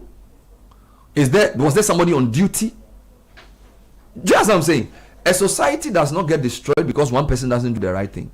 A society gets destroyed because a lot of people fail to do the right thing, and it accumulates into disaster. In the same way, societies don't advance because they have Abraham Lincoln or Nelson Mandela. They advance because a lot of people do a lot of small things and it accumulates. So we cannot simply say health minister alone. Police hospital has a board chairman. They have a hospital CEO. They have a head of customer service. Have they launched an internal inquiry into why a person was brought by an ambulance at 10:35 and they said there was no bed? Have they queried what communication occurred between the ambulance and the hospital to lead to the conclusion, okay, that no bed declaration, is there a process that leads to it? So can the head of the hospital call for the file and say, I want the 10:35 file on how you arrived at no bed? Or is it just an answer you give because you don't care about human lives? This is what serious societies do. Okay, so the head of the hospital, he should call for the document and say, if I don't do an advert at 6:25, Omani will call and say they want the certificate of transmission before they decide that I have done non-compliance. There's a record of my announcement. Does also have a record of what happened, of that interaction. Do you get my point? Who was the nurse on duty? Who was in charge of the emergency center? And all these people are Ghanaians. All these people go to church. Do you get? So we can't. The society is not getting destroyed because of Mahama. You understand? So a car has knocked the person down. We don't know whether the car will knock him down as a trotro or taxi or Uber. Whether people in the car, whether nobody could say, bro, one knock you be now. We don't know whether he was alone. We don't know whether anybody took a film. Anybody sent the camera to the. We don't know. The person hit the person. Ambulance has come, gone to police hospital. Between the security man, the nurse, the doctor, the head hospital administrator, the CEO, nobody, everybody is hiding. Okay, and we are all doing business as usual. This guy is still breathing. They send him to Rich Hospital. It's a Greater Accra Regional Hospital. Looks very shiny on the outside. Beautiful building. Built with taxpayers' money to pay for a loan. A patient in a national ambulance is driven to the hospital. The refrain is no bed. Again, Rich Hospital. Who did they meet? Where is the CEO of Rich Hospital? Has he queried the system? What system has he put in place to find out that people are not received on the basis of the mood of the nurse on duty? So the only way to check that is call for the record. Is there a record? How do you say there's no bed? What protocol must you go through? Does it apply to yesterday some men read the rules around how to triage?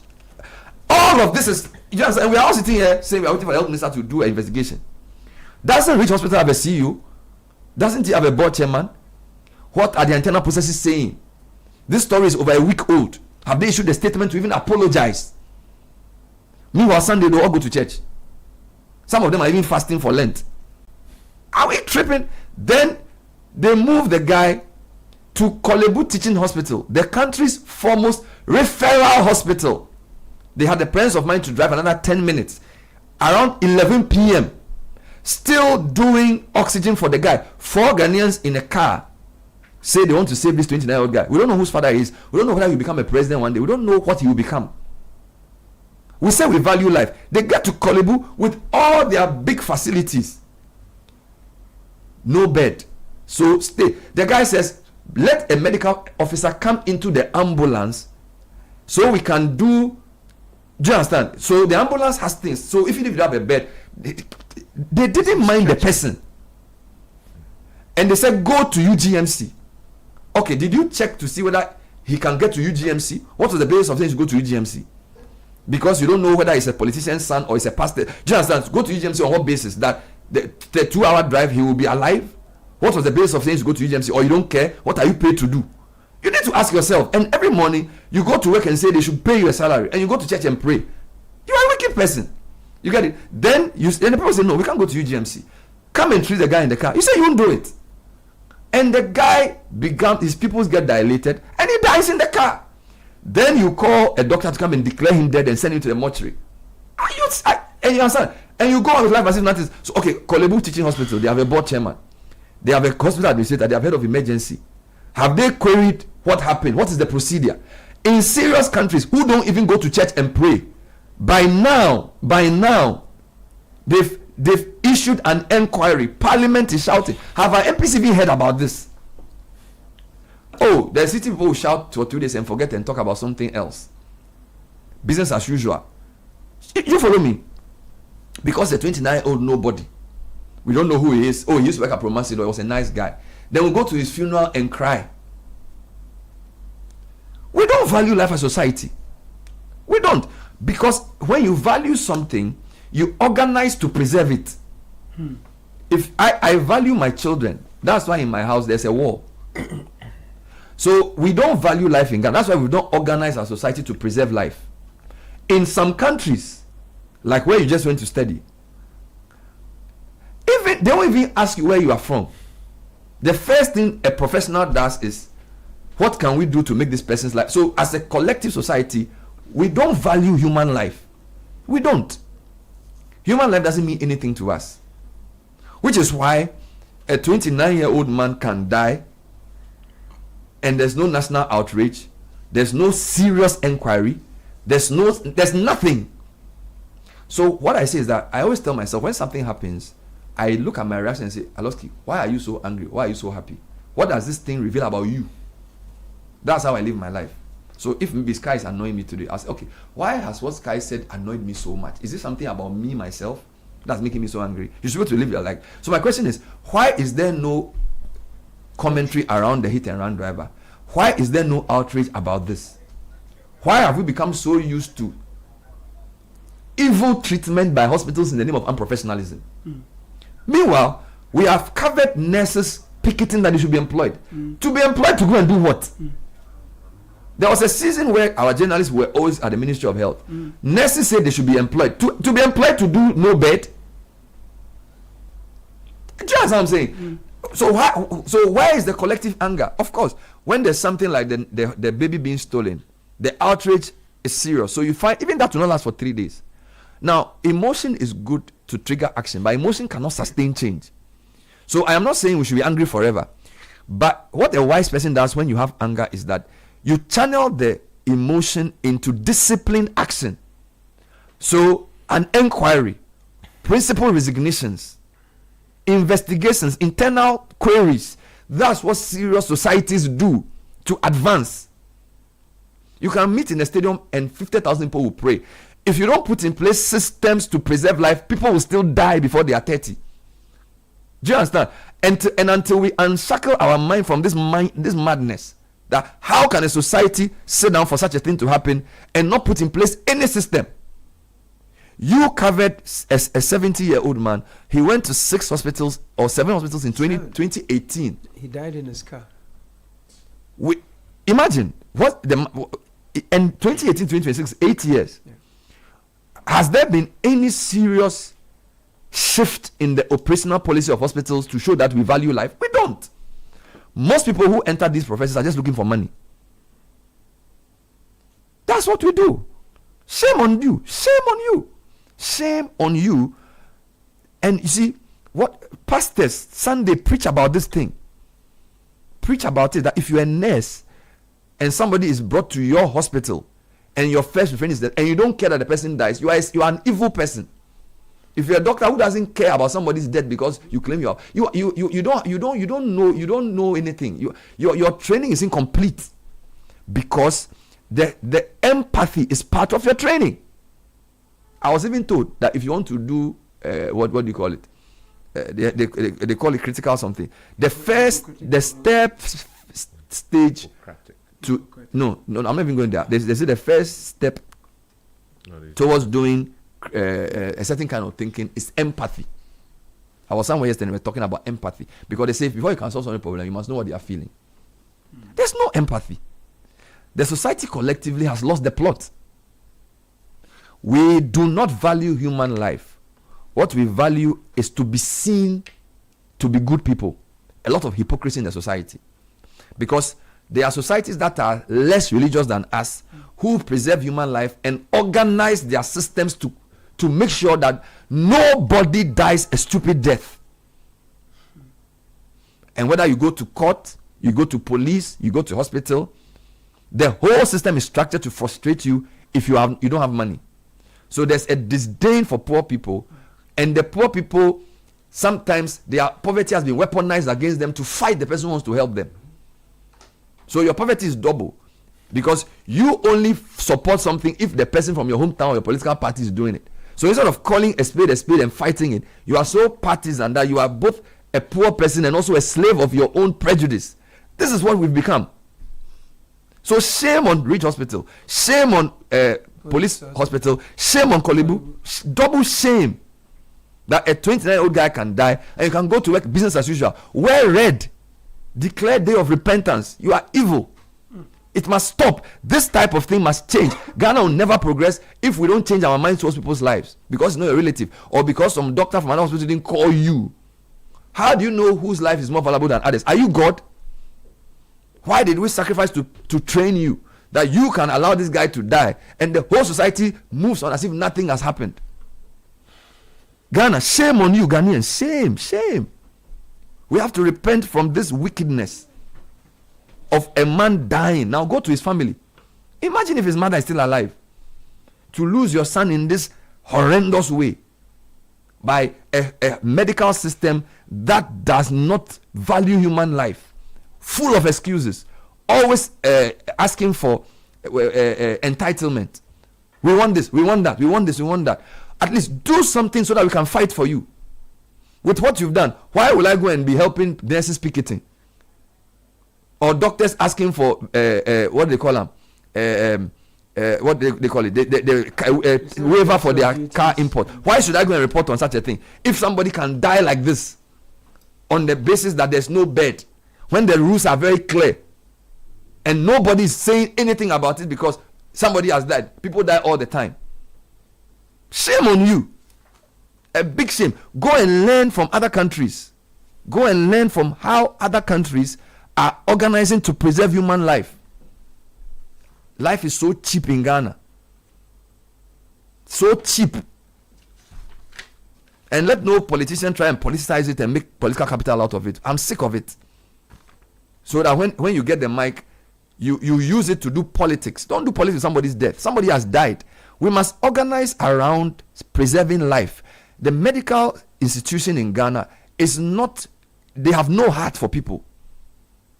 They don't have heart for people. They are just thinking about themselves. That's just the truth.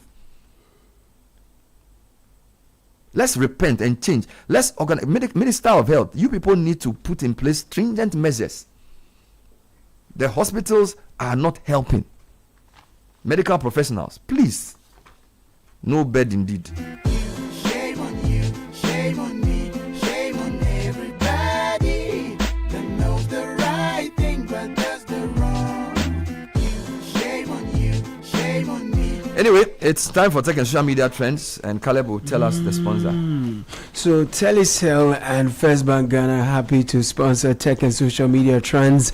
First Bank Ghana is making it possible for you to experience banking like never before with First mobile app or quick banking.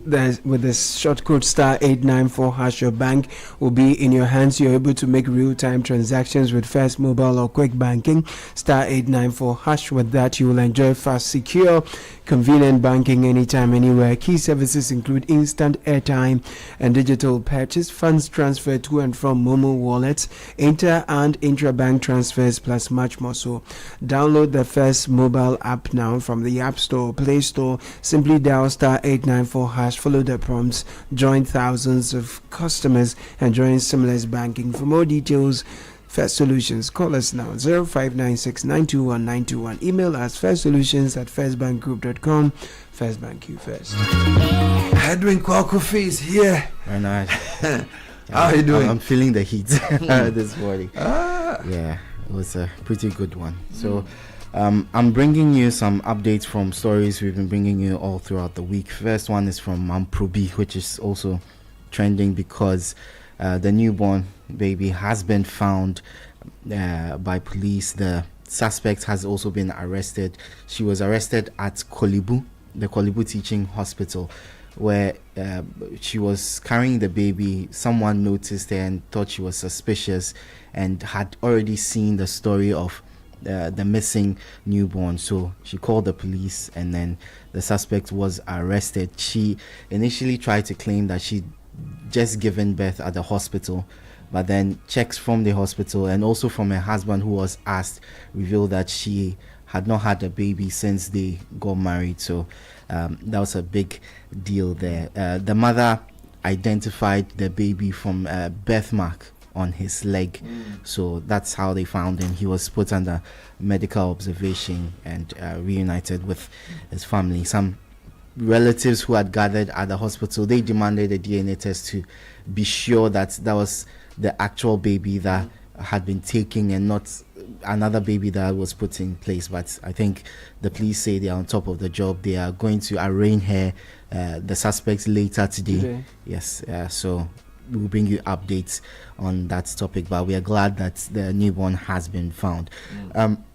The second story, there was a media Before that, though, I just want to say quickly that increasingly we're seeing people show their anger the wrong way. The fact that you are justifiably angry at a situation doesn't mean that you should assault a police officer or an officer or health professional working in a facility. I saw very disturbing videos yesterday of people who say they are members of the families who are affected and turning the heat on the police and the health professionals. It's unacceptable. You can't do that. If you do that, you are liable for prosecution.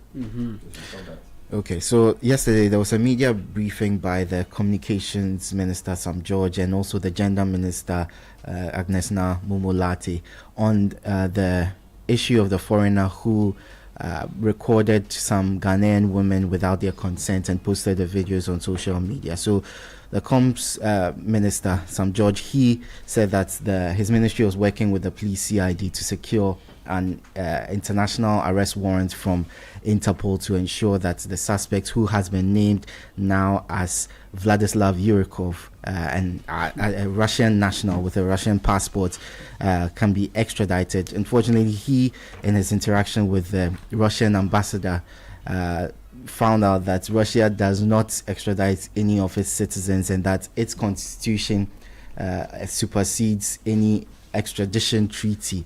So extraditing the suspect is going to be difficult, but they're still trying to secure an international arrest warrant from Interpol. He asked people not to share any of those images on social media, otherwise they are liable for prosecution. The Gender Minister offered support to the victims, said they are receiving psychological support over the issue, and she even said that some are considering self-harm because of the issue. So she's asked people to sympathize with them in their situation, that not all the victims were sexually intimate or intimate with the Russian person, and even if they were, they do not deserve to be put under the spotlight as they are. And so they are offering support to not just the victims but their family members and friends who have been affected by the issue as well. So that's an update on that situation. Yesterday we also heard from the Chief Justice on the situation with the EC. So the Chief Justice has determined that they will not establish a prima facie case against the Electoral Commission's chairperson, Jean Mensah, her two deputies, and also the special prosecutor, Kisi Ejabeng, after petitions were presented seeking their removal. So President Mahama received 7 petitions against the Electoral Commission chairperson and deputies, and 3 more against the special prosecutor. Those petitions allege misconduct such as cronyism, abuse of office, and gross incompetence. But after they were referred to the Chief Justice, he found that there was no prima facie case that could be established against them. So that is done. The fourth trend, Arsenal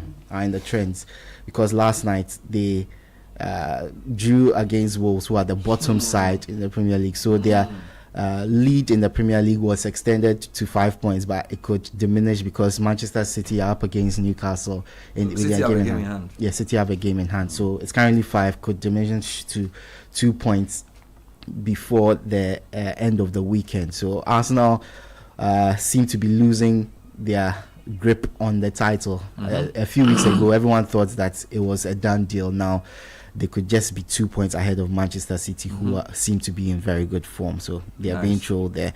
Now we move on to tech news. And yesterday I told you the story of Mark Zuckerberg facing trial on behalf of Meta, which he's the CEO of, on the effects of social media on one particular person in the US. So he answered several questions. He has been saying that Instagram was designed to be useful to people, and that the more use people derive from a platform, the more they use that platform. So, but he was counted and quizzed on whether the fact that people are using a platform, whether it means that they are becoming more addicted to it. So he didn't give a direct answer to that. He said it may be true as well. So he was beating about the bush. Yeah, he really struggled to defend the company. He says even though there was documents that said that in internal engagements at Meta, they said improving engagement was among the company goals. He said they have eventually moved away from those goals and are working to ensure that minors and young people do not become too addicted to the platform. So a lot of things have come out from that hearing. So if you want to find out more, there's more on citynewsroom.com for you. But yeah, that's an interesting case to keep an eye on.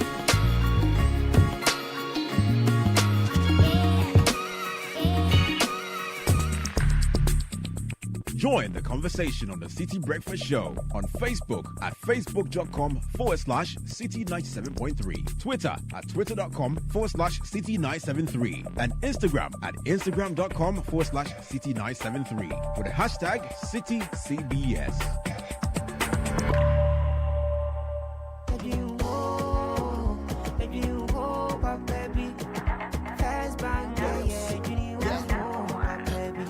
For a bank to rely on, let me give you a shoulder to lie on. Would we seek out to bank if it no lie? Only one place where I get my eye on. Make I introduce you all to First Bank, the best services in the world, first rank. Customer service, everything is well planned. I make music, I travel, I sell land. They be my reserve tank. Cause every time I know my money's safe, universal banking ain't in me here on the date. I'm a busy person, me no many time to wait. Now I got to Spain, even when I'm in the States. My me blue shirt, they tell me office a chilling, but who cares? Cause I bank with the best. I'm lucky, I'm too blessed. When it comes to First Bank, it's too west. Everything is you first. Nobody feed do I'm like us, do I'm like us. First Bank we treat you first, treat you first. Somebody see yeah. Think about you first, think about you first. You first, First Bank. There are many reasons to connect, and it's all to put smiles on the faces of those you love. Daddy, thanks for the tea cash, okay? I love you. That's my daughter, Angela. Caring for my parents, that's my duty. I also get to pay my utility bills easily with Telecel Cash. And to the suppliers at my shop, hello, sir. Telecel Cash payment received right on time. Thank you. I get to make them smile because I can pay to my suppliers' merchant numbers, even on other networks directly. My dear ones. We keep the connection stronger when our family, friends, and business relations are happy. Live on cash, enjoy convenience, and make those who matter smile when you send them money with Telecel Cash. Telecel, connecting energies.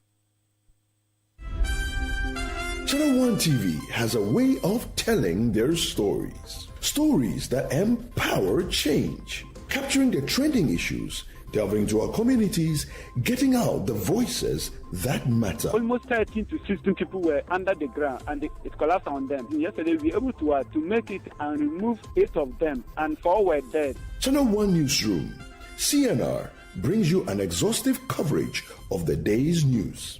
8 p.m. and 11 p.m. every night. Don't mine in forest reserves. And always when you've created a mess, clean it up. The laws are there. So it's not that we need more laws. It is just that we need more enforcement. Channel One Newsroom captures the exact news temperature of the nation. From the northern, western, eastern, and southern parts of Ghana, Channel 1 Newsroom, CNR's got you covered. Let's speak to the core issues in terms of how we can prevent professionals who have been given the mandate to teach our children, and for this matter, the old children's standard of care, and how they can live up to expectation. 8 p.m. and 11 p.m. every night. How can somebody wake and you tell the person I appreciate you for 10 good months? I can't stand it. I'm owing rent. What should I do to be able to pay my rent? I don't understand. They should pay us. Enough is enough. CNR, telling your stories, empowering change. Catch CNR on Channel 1 TV at 8 p.m. and 11 p.m. every night.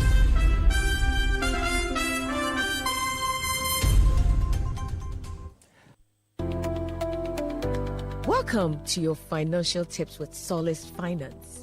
Managing money shouldn't be limited by long queues, banking hours, or travel distances. Digital tools like Solace Finance app provide a digital solution giving you 24/7 access to savings, transfers, bill payments, and multiple wallets linking all in one platform. With real-time tracking of balances, interest earned, and transactions, you can plan ahead, save consistently, and make smarter financial decisions with confidence. Simplify your finances, stay in control, and let Solace Finance help your money work smarter every day. Download the Solace Finance app today. For more information, call or WhatsApp us on 059-957-7963. Solace Finance. Your money, your power. We want jobs, right? We want opportunity. It starts with what we eat. When we eat Ghana rice and buy local chicken, we create jobs for our own people, not for importers. Eating Ghanaian food isn't just a meal, it's a statement of independence, pride, and progress. Eat Ghana, build Ghana, our food, our future. The Eat Ghana, Build Ghana campaign is supported by Agri Impact Limited in partnership with the MasterCard Foundation and the 24-Hour Economy.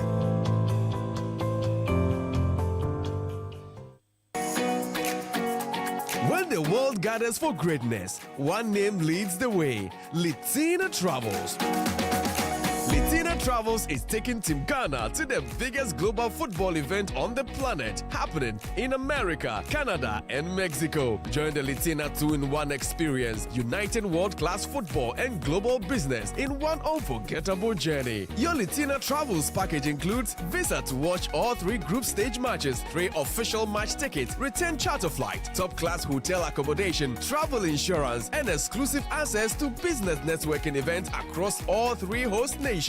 This is not just a trip, it's history in motion. It's football, it's opportunity, it's Litina Travels. The world is watching, the stakes have never been higher, and Litina Travels is your ticket to the global stage. Call 0244-260-789 today or visit Litina at Alisa Hotel Northridge and secure your spot on this once-in-a-lifetime journey. Litina Travels, your gateway to the 2026 Global Football Competition, happening in the USA, Canada, and Mexico, where football meets opportunity and Ghana shines on the world stage.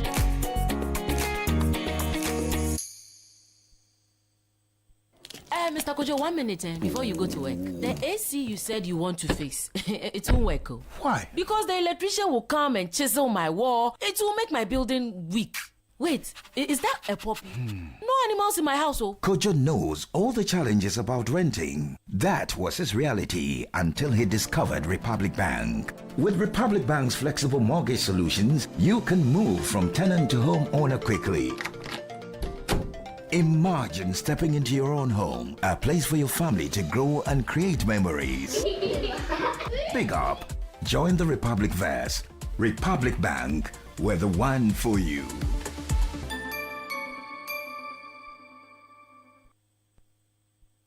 This is the City Breakfast Show, the city's biggest conversation.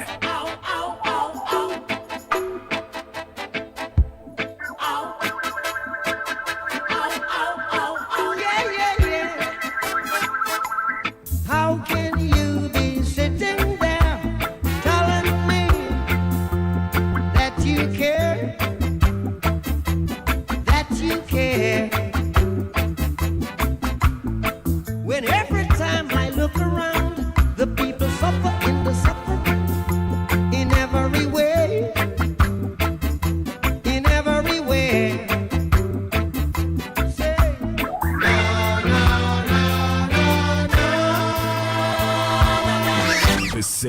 Breakfast Show. Rise above the noise. Yes, the black survivors.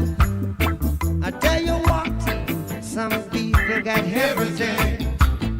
Some people got nothing. Some people got hopes and dreams. Some people got ways and means.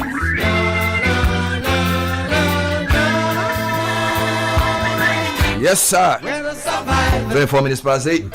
Yes, the black survivors. Locust Estates understands how it feels to work so hard and feel unsure about tomorrow. So we have provided beautiful 3-bedroom townhouses in safe, secure communities with all the amenities you need so you can acquire yours for yourself. Call 0200 557 704 or visit locusestate.com for more information. Locust Estate, modern living made possible.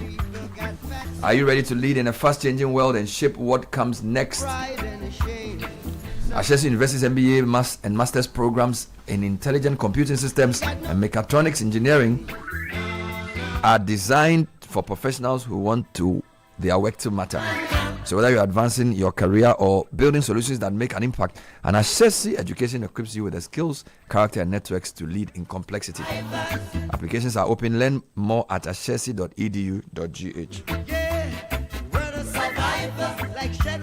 So Enterprise Insurance just dropped the Insure Naturally promo is your road to the ultimate football experience. When you insure your car with Enterprise, you don't just get protection, you get extra rewards. So enjoy free fuel coupons, any airtime, shopping vouchers, and stand a chance to win an all-expense paid ultimate football experience live at the stadium. Insure your car now with Enterprise Insurance and be part of the Insure Naturally promo. Promo runs from now until May 2026. It's a promo that's regulated by the NLA on its Caritas Lottery platform. Terms and conditions apply. Enterprise is your advantage, and get ready to boost your career with SIMA. Whether you are fresh out of university or climbing the corporate ladder, SIMA gives you real-world skills, global recognition, and a powerful network of over 689,000 professionals in 190 countries. And while you learn, unlock leadership and digital finance skills and become a chartered global management accountant. No boring lectures. Enjoy flexible self-paced online learning and study anytime, anywhere. AICPAs-SIMA.com is where to visit. 026-301-1992 is the number to call. SIMA, one qualification, countless careers. Career opportunities, yes. So what if your bank helped you big up? Welcome to the Republic Verse, where your money, your business, and your dreams level up. Own your dream home with Republic Bank Mortgage. Grow faster with SME and corporate banking solutions. Run your daily finances smoothly with retail and commercial banking products. Build wealth with investments and trust management, and pay anywhere, anytime with Republic Visa credit or debit cards. Whether you're starting out, scaling up, or stepping into what's next, Republic Verse gives you the power to do more and shine brighter. So call us toll free 0800 414 414. That's 0800 414 414. WhatsApp us on 0546 414 414. WhatsApp us now and step into the Republic Verse. This is the Republic Verse. Do more, shine more, big up. Republic Bank, we're the one for you. And are you an SME and association engaged in cashew or oil palm processing? Apply now for the DPP matching grant under the Ghana Private Sector Competitiveness Program called the GPSCP2, a collaboration between the governments of Ghana and Switzerland, implemented by NERAS and Pro Forest. The grant supports include innovations in processing, market access and certification, business and product development, and skills training. Deadline is 27th March. You can call 053-848-5986 for more information, or 050-905-3134. Now, people are winning big on the 590 mobile. That's just by dialing star 959 hash. So let me tell you, if you are not up to date on this one yet, NLA has increased the playing time of your favorite 590 mobile from Monday to Saturday. Noon rush starts from 8:30 p.m. and closes at 1:25 p.m. the next day, while the evening draw starts at 1:30 p.m. and closes at exactly 7:55 5 p.m. More time to stake more and more time to win more. But note, Sunday Aseda remains the same with no change. Catch all the 590 mobile evening live draws from Monday special to Sunday Aseda on GTV broadcast from 8 p.m. to 8:15 p.m. sharp. Always remember to stake responsibly, not for persons below 18. Call at 0308-249-4774 for any inquiries. 590 mobile at Dawunsem.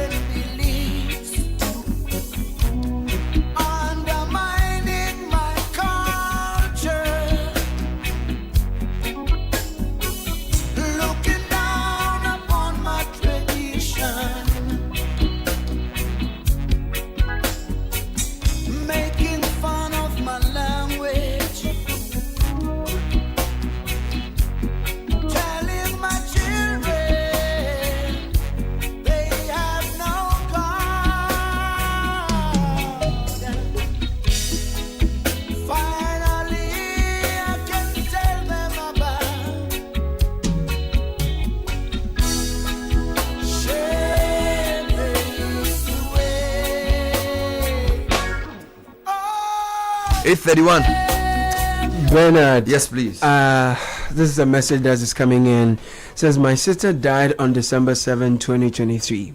Before her death, she was referred by Gan East Hospital at 8 p.m. on December 6, 2023 to another hospital. In the space of 4 hours, we sent her to Ridge Hospital. No bed. Kolebu Teaching Hospital. No bed. Police Hospital. No bed. 37 Hospital, no bed. She was finally admitted and attended to at the UGMC around 12:30 a.m. but sadly passed after 30 minutes. At the police hospital, I had a senior police officer speak to the medical officer on duty to admit her, which she agreed to do, but later declined after she ended the call. We were even fortunate to have a free road to be moving around. God bless her soul, but this issue of no bed has to be addressed. Can read a few of the comments. And so while we are at it, we're also going to give you some highlights of the latest on the arrest of a woman in connection with the alleged theft of a newborn at Mampobi Polyclinic. The baby safely recovered. The minister gave a press briefing, and as Sky was saying, the community is pretty upset about this. And there are two groups. Some people feel like even the person who has been arrested is not a real person, and some are also angry with just the whole thing that took place. Bakala, read a few more comments for me. So my family went through something similar almost 6 years ago, and I want to share it because it shows how urgent this issue is. My father was suffering what we later learned were heart attacks. We spent hours at 37 Military Hospital, but he received no treatment, only repeated doses of painkillers while seated with no bed. The hospital then referred us to Kolebu Teaching Hospital. He laid in the ambulance there for more than 2 hours because we were told there were no beds. He received no treatments during that time. Eventually, they admitted him into the female emergency ward. Even then, nothing happened. A doctor later called us aside and asked if we had money. When we said yes, he told us to go to Eurocare. We paid about 3,000 euros as a deposit. Within an hour, doctors, including some of the same at Kolebu, performed life-saving surgery to clear his artery. That is the only reason he's alive today, because we had money available at 11 p.m. and surgery started before 12:30 a.m. We should not have to choose between money and survival. Our hospitals must be able to provide emergency care first and sort out payments later. No family should lose a loved one because there was no bed. Amma, send that from Accra. All right. Good morning, Bernard. Morning. A life lost cannot be regained. So sad that the young man was left to die with the excuse of not having common beds in 3 major healthcare hospitals in Accra. 4 actually. But Bernard, every life matters. There has been serial disappearance of people in Nyankpanduri in Northeast region recently. Some of them were later found dead, while others were not found at all. Can we say that while serial killers have found their way into Nyankpanduri, my father-in-law went missing on the 3rd of January till date, he cannot be traced? F.Y. Yenuteb sends that. All right. So, is there more color before we wrap this into So, good morning. Please, can you help me find out if the National Health Insurance is working? A friend went to a prominent hospital that runs health insurance, but at the end, he had to pay for drugs amounting to 700 Ghana cedis. So, where lies the health insurance scheme? These are problems many Ghanaians are going through, because going to the hospital requires that you still have to have money more than you expected. Okay, thank you. Azuma Besoro sent that from Medina. Sorry, I think I didn't get your name right. There are more messages. The same way when someone steals something on the street, Ghanaians want to beat the person to death, and everyone will comfortably go to their houses to comfortably eat. That should tell you that as a people, we care less about life. Most Ghanaians have no empathy, and these are some of the people who end up being doctors and nurses. Ghanaians. Cheer. Eric sent that from Koforia. I was a teenager when I realized that the empathetic, professional, passionate doctors, nurses of Ghanaian descent have already left for other countries. The ones we have... Oh, Charlie, I can't read this one. Bernard, good morning. The truth of the matter is that we don't value human lives in this country. I like the point about how it's our collective responsibility. If you are not some politician, big man, or popular person like some of you, or don't have a tight network of friends in such places, you can only pray and believe God that you don't find yourself in such a situation, else you will die a very preventable death in this country. Thank you for the good work you are doing for God and country. Kwamina sent that from Ashongman. Good morning, Bernard. Morning. God bless you for your insight this morning. I bet you the GMA and the Nurses Association would come out to defend its people should the government decide to punish these officers on duty. These associations to date have not issued any statement because it has become normal. They don't deserve any broadcast concerning their welfare. Kweku sent that from Oibi. Charles from Tema says, I have said for nearly 2 decades that Ghana is not a country, but a piece of land occupied by tribes, political affiliations, religious denominations, alma maters, and social classes, and all because patriotism died and no one made a conscious effort to fix it. Shaking my head. Charles from Tema. That was serious. Can you repeat that message? He says Ghana is a piece of land occupied by tribes. I have said for nearly 2 decades that Ghana is not a country, but a piece of land occupied by tribes, political affiliations, religious denominations, alma maters, and social classes, and all, because patriotism died and nobody made a conscious effort to fix it. Shaking my head. How can you disagree? How can you disagree?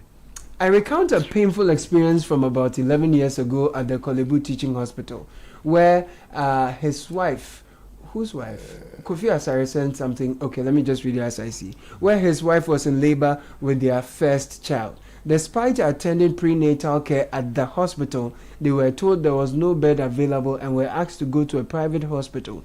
He argued with nurses for nearly 4 hours while his wife, weak and almost unconscious, remained in a wheelchair. Eventually, after contacting the doctor overseeing his wife's care, a bed was allocated on the 4th floor, where he was shocked to find many empty beds. A nurse even questioned whether he could afford the ward. The experience left him deeply hurt and convinced that Ghana's healthcare system urgently needs serious reform. Kofi Asare sent that from Dansuma. There are so many other. Yeah, maybe the president should add a healthcare reset to his reset agenda. The healthcare service in Ghana needs serious reset. The mindset of the professionals, they will defend this to the highest heaven. They will blame everybody. Government has not provided this. People don't understand what we do. But that isn't a legitimate concern. Bro, nobody has a perfect platform. But if the most important thing you are supposed to do, you don't do it, you don't have an excuse. You see, we all have limitations. Teachers, doctors, police, journalists, politicians. But your raison d'etre is to save lives. Yes. And if your posturing and your systems disdain life, you have no excuse. You can say we can't perform certain complex surgeries. You can say we cannot always do this or that or the other. Will agree with you.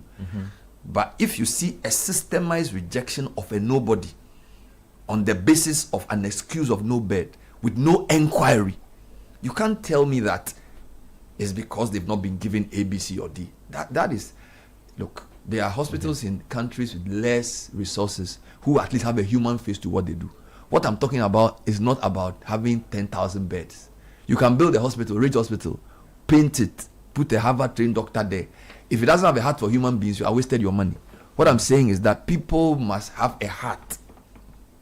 Okay, and the society must organize around what it values. We don't value human life. That's why there's no inquiry about where the hit and run driver went. There's no inquiry about anything. We are only concerned about politics, football, and other things. That's what it is. We are not interested in the real issues. You go to my platforms, their outrage is over politics. They are discussing which party did worse and things. You get it? And I'm saying to myself, how did people who are so well educated become so desensitized to what is important that on an innocuous Tuesday morning they can do an argument over politics for 3 hours? This one hasn't generated any discussion. So I will say, so it means that you the person, you don't even know what is important for you as a person. And I'm saying that if we collectively don't start organizing around human life, that's my argument. So I'm not here to say we shouldn't blame, I hear you. No, I hear you, and I share the position that you have, put forward this morning. What I want to add to it is an expansion of the conversation. Those who are not strangers to this show know my mind when it comes to what happens in our health sector. And my thinking is, wherever I find myself in this country, I must be able to access a certain kind of health care. You understand? But whether it be first aid, whether it be emergency care, whatever it is, wherever I find myself. The fact that we cannot get that is a problem. What I just want to highlight is just a broadening of the conversation. You spoke about, I don't want us to reduce the no bed syndrome to actual beds. And in the second part of your monologue, you spoke about it's a system. The no bed syndrome is a phrase that represents a broken system. When Ridge Hospital was expanded from 200 beds to 400 and something beds, it did not take away no bed syndrome. They had added beds. The arrival of UGMC has not taken away no bed syndrome. You understand? So, like you're saying, we can add a million have 1 million beds. We can add a million beds. There will still be no bed syndrome. That is the point I'm trying to make. It's a systemized the no bed syndrome for people's as lives. A phrase. It's good. It's something that has been used to describe the absence of or the breakdown of an entire system. And that is why where I stand very strong now is with your call for more to be done. I don't want to go to the anchor because you've touched all those things. I don't want to be repeating what you've said. So in expanding the conversation, I am saying, look, we need the people who run health in this country to not reduce their tasks to dealing with strikes to performative gestures of, oh, I've seen this, then I go there, then I go and talk about it. The problems that the system needs to be able to wake up and live. Look, I'll read something to you. In 2023, the National Harmonized Health Facility Assessment was done. Bernard, I'll run you through some numbers. You'll understand perhaps where I'm going with this. Now, this checks every level of the health system below the tertiary hospital. That's district, regional, polyclinic, health centers, and CHIPS compounds. Only 32% of the facilities surveyed had staff who had received any training in emergency services in the preceding 2 years. Only 3 in 10 facilities have a strategy to meet staffing needs during an emergency. And I'm focusing on emergency because emergency care is what we are talking about here. Among the workforce that has the training, all of them are leaving. You alluded to that, right? We are losing the ones who are actually specialized in emergency care. Yeah. They are the ones who are traveling. We are the ones we are also offloading to other Caribbean countries. The UK employs more Ghanaian nurses than Ghana does.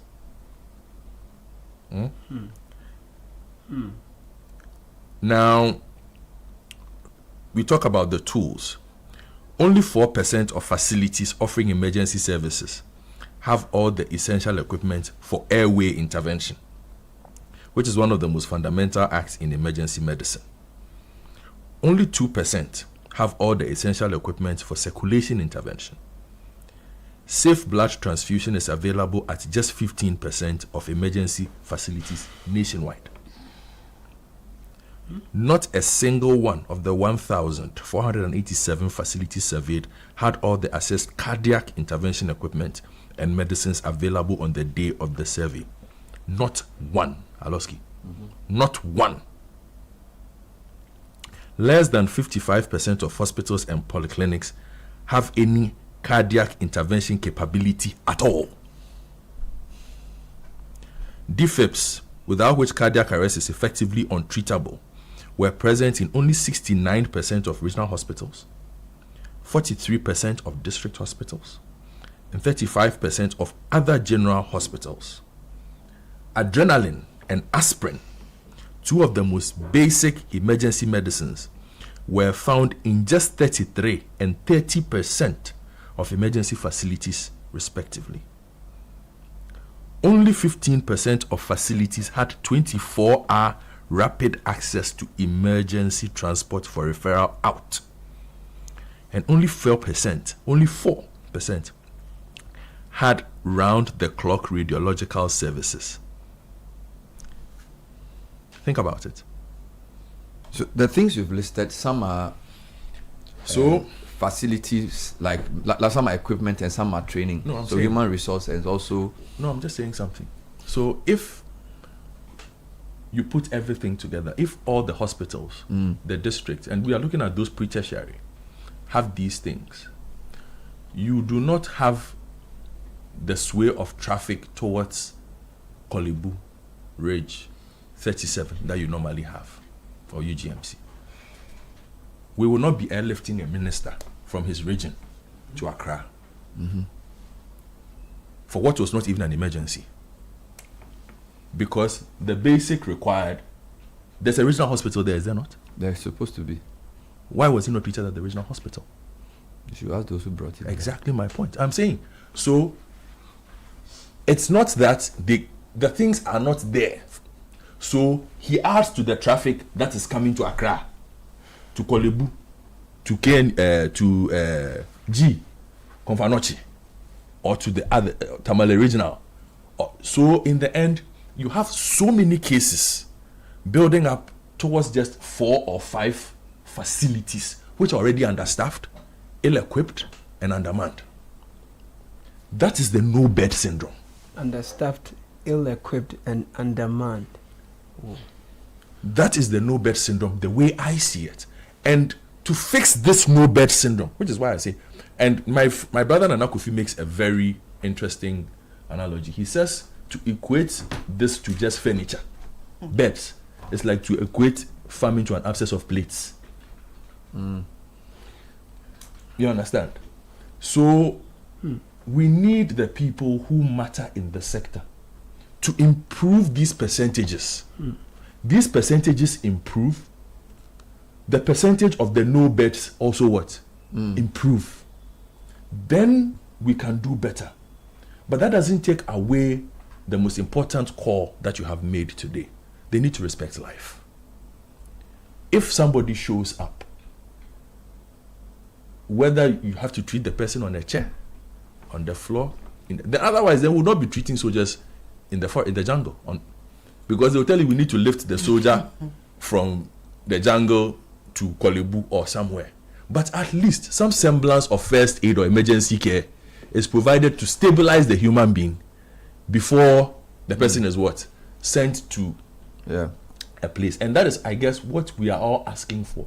That when that ambulance shows up, when that taxi shows up, let a doctor, a nurse, or somebody who at least has a bit of training, if the emergency care specialist is not there, at least somebody who can help. Don't say we will not receive the human being because of all the numbers I just outlined. I think that is the most important call. Treat the person, give the person a chance. That's all a human being is looking for. A chance. If Mr. Emisa, in the 3 hours or so that he was being moved around, had been given that chance, perhaps Mr. Emisa would be alive today. You understand? If a doctor had simply even just paid attention, or some other person with some semblance of emergency care training, not necessarily a doctor had said, let me just take a look at this gentleman. Perhaps he could have said, oh, he needs A, B, C, let's give him that. And that would keep him alive. Okay. So I do share your thoughts. Can I add to what you say? So for me, I'm happy you've added this context of structural issues, these benchmarks that have not been met, some of which are human, some of which are like equipment based and the rest of it. You know, what you've done is basically to say, you know, there's a quote we say, attitude is not everything, but attitude makes everything better or worse. Okay, so what I'm saying is that the mindset of the health professional and the way they perceive their work determines how they do it. Okay, now of course the lack of facilities in the countryside will always put more pressure on the big facilities in Ghana. But that's why there's also a gradation. There's a polyclinic, in fact there's a CHIPS compound, there's a clinic, there's a polyclinic, there's a hospital, there's a district hospital, there's a regional hospital, there's a teaching hospital. All right. So the idea is every hospital and its capacity. All hospitals have issues. There's also grades of things to look at. Emergencies are emergencies for a reason. Okay? So you may have 200 patients who are in a queue and you are overwhelmed. But of those 200, maybe only 5 are emergencies. So your system must be able to be designed to prioritize certain kinds of things. So like your own life. A lot of people want to meet me, but I can't meet everybody today. So I prioritize so that I can function properly. I do that because I value my sanity. So I can't say because I am kind, I can meet everybody who wants to see me. So what I'm trying to say is that when you value something, you put in place a system to prioritize it. Okay. And medical people, by their own training, have a different rubric for emergency. Okay. So all the benchmarks you mentioned around this or that or the other are clear. But you cannot tell me that on the day they sent the 29-year-old man, the medical emergency was overwhelmed at any of these hospitals. They may have had a lot of patients. They may have been working since morning. But there's a reason why we create a category called emergency. Do you understand? And that category requires that everything stops to take care of it. Okay, now, whether the things you said are provided or not, I still want the file that explains how they arrived at the decision of no bed. Because your point is that no bed is now code for Charlie Memphis 7 by so. So for me, if a hospital, no matter how ill-equipped they are, values life, they will work with some protocols before they declare a person to go away. And I am saying that on the face of it, they didn't do it, which is what I believe the investigation will confirm, which is something we already know. And we haven't organized to fix it because it's not important to us. It's my job as a media person who sits on air to remind us, to put a mirror in front of us and say, dude, the reason this is happening is that you yourself, you haven't prioritized it. It's not like I'm a perfect person. It's like a psychologist. I'm telling you that the reason this keeps happening is that you have not put in place a system to show that you value it. Okay? So I'm saying to Ghanaians, channel your outrage and emotion into disciplined action. Do you get me? Yeah. And until you do that, it will happen again, because you did this story in 2018, yeah. And because we waste all the crisis we get. Crisis comes, we emotionally do one or two things, and we go back. You see, there's something called the discipline of execution. All right. So I'm saying that until we push this agenda of a systemized valuation of human life, whether it's police finding hit and run drivers, passers by recording crime and sending it to police, courts prioritizing prosecutions, hospitals prioritizing emergencies, pastors teaching about kindness and priority. You understand? The society, because this is my premise, societies don't get destroyed because one person has failed. Neither do societies succeed because one person has done well. Societies get destroyed because a lot of people do a lot of bad things repeatedly. In the same way, things get better because a lot of people do the right thing repeatedly. All right. So Ghana is failing. I mean, today somebody sent me a photograph of a heap of rubbish. Malam. No, this one is at 37. Okay. 37 interchange in front of a military hospital. There's a mountain of refuse. Why? Is it because one person didn't work? Maybe one person didn't work. But the reason that refuse is there is that there's an accumulation of dereliction. Yeah. So I'm appealing to Ghanaian society to change our values.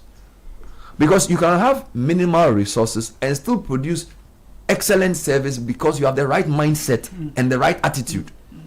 We are not excusing lack of resources, but we are saying that when something happens like this, the first thing to look at is your attitude.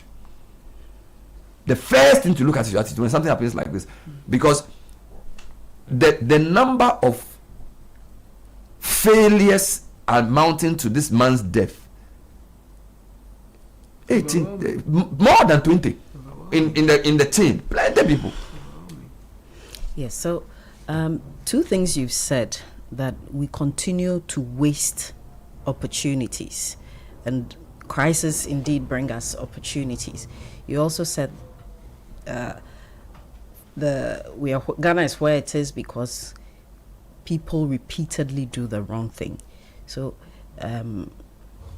starting from there, I'll piggyback also on the point Godfred made, or the explanation Godfred made. Yesterday I talked about interrogating the no bed syndrome, which I think Godfred has done an excellent work of unpacking it. That notwithstanding, I think it's a cruel code to communicate the crisis of Ghana's health system. Okay, and it comes back to the attitude that you talk about. So granted that there are problems, is this the best way we can communicate as managers, as practitioners of this failing and murderous health system? It's cruel that we have to watch unconcerned people die just to communicate to the governors or those running the country that these are the things that we need. We don't have a functional ER, we don't have properly trained staff. So that is cruelty. Now, going to the point about repeatedly doing the wrong thing, there is no enforcement of guidelines, but consistently guidelines are published. They are repeated to the public by regulators, by the ministers. We continue to hear these guidelines being eloquently phrased and captured in documents with appeals and pleas to the people who are supposed to use them in or apply them in their work, only that the people who are supposed to enforce the application of these guidelines are failing to do that. And that creates impunity. The doctors can afford, or the health professionals, without targeting any particular, the health professionals can afford to stand at their gate and negotiate somebody's life because there's impunity, because there is no accountability. No hospital, no health professional has been made an example of when it comes to losing people's lives. Yesterday I talked about arrests happening in Hong Kong while the fire service were dousing an apartment, a fire that had happened. People who were even at that point deemed to have been negligent were arrested. Nothing like, no head rolls when somebody loses their lives, a person loses their life over what would appear to be the negligence of somebody else. And in this case, it is health professionals who have the duty of care. For me, I will put all of this together and say, this failed and murderous health system is a signal, is an opportunity, in as much as it's painful. And I will put it at the doorstep of the health ministry and the health minister, Mr. Kwabena Akandoh, and the agencies that he works with, some of which are regulators. I ask again, knowing, because these problems, yesterday Uncle Sam talked about 2011 is when we started talking about this. Caleb reported a similar case in 2018. It is not new to any of the people who have been appointed to manage the healthcare system. And there are symptoms of a cancerous problem that we have. Look at the Mamobi hospital. How did somebody walk into a hospital, pick up a baby? This is a hospital that I suppose have security. I suppose they monitor the personnel working there. But it happened. These are telling us that these are the symptoms of the crisis that we exist in.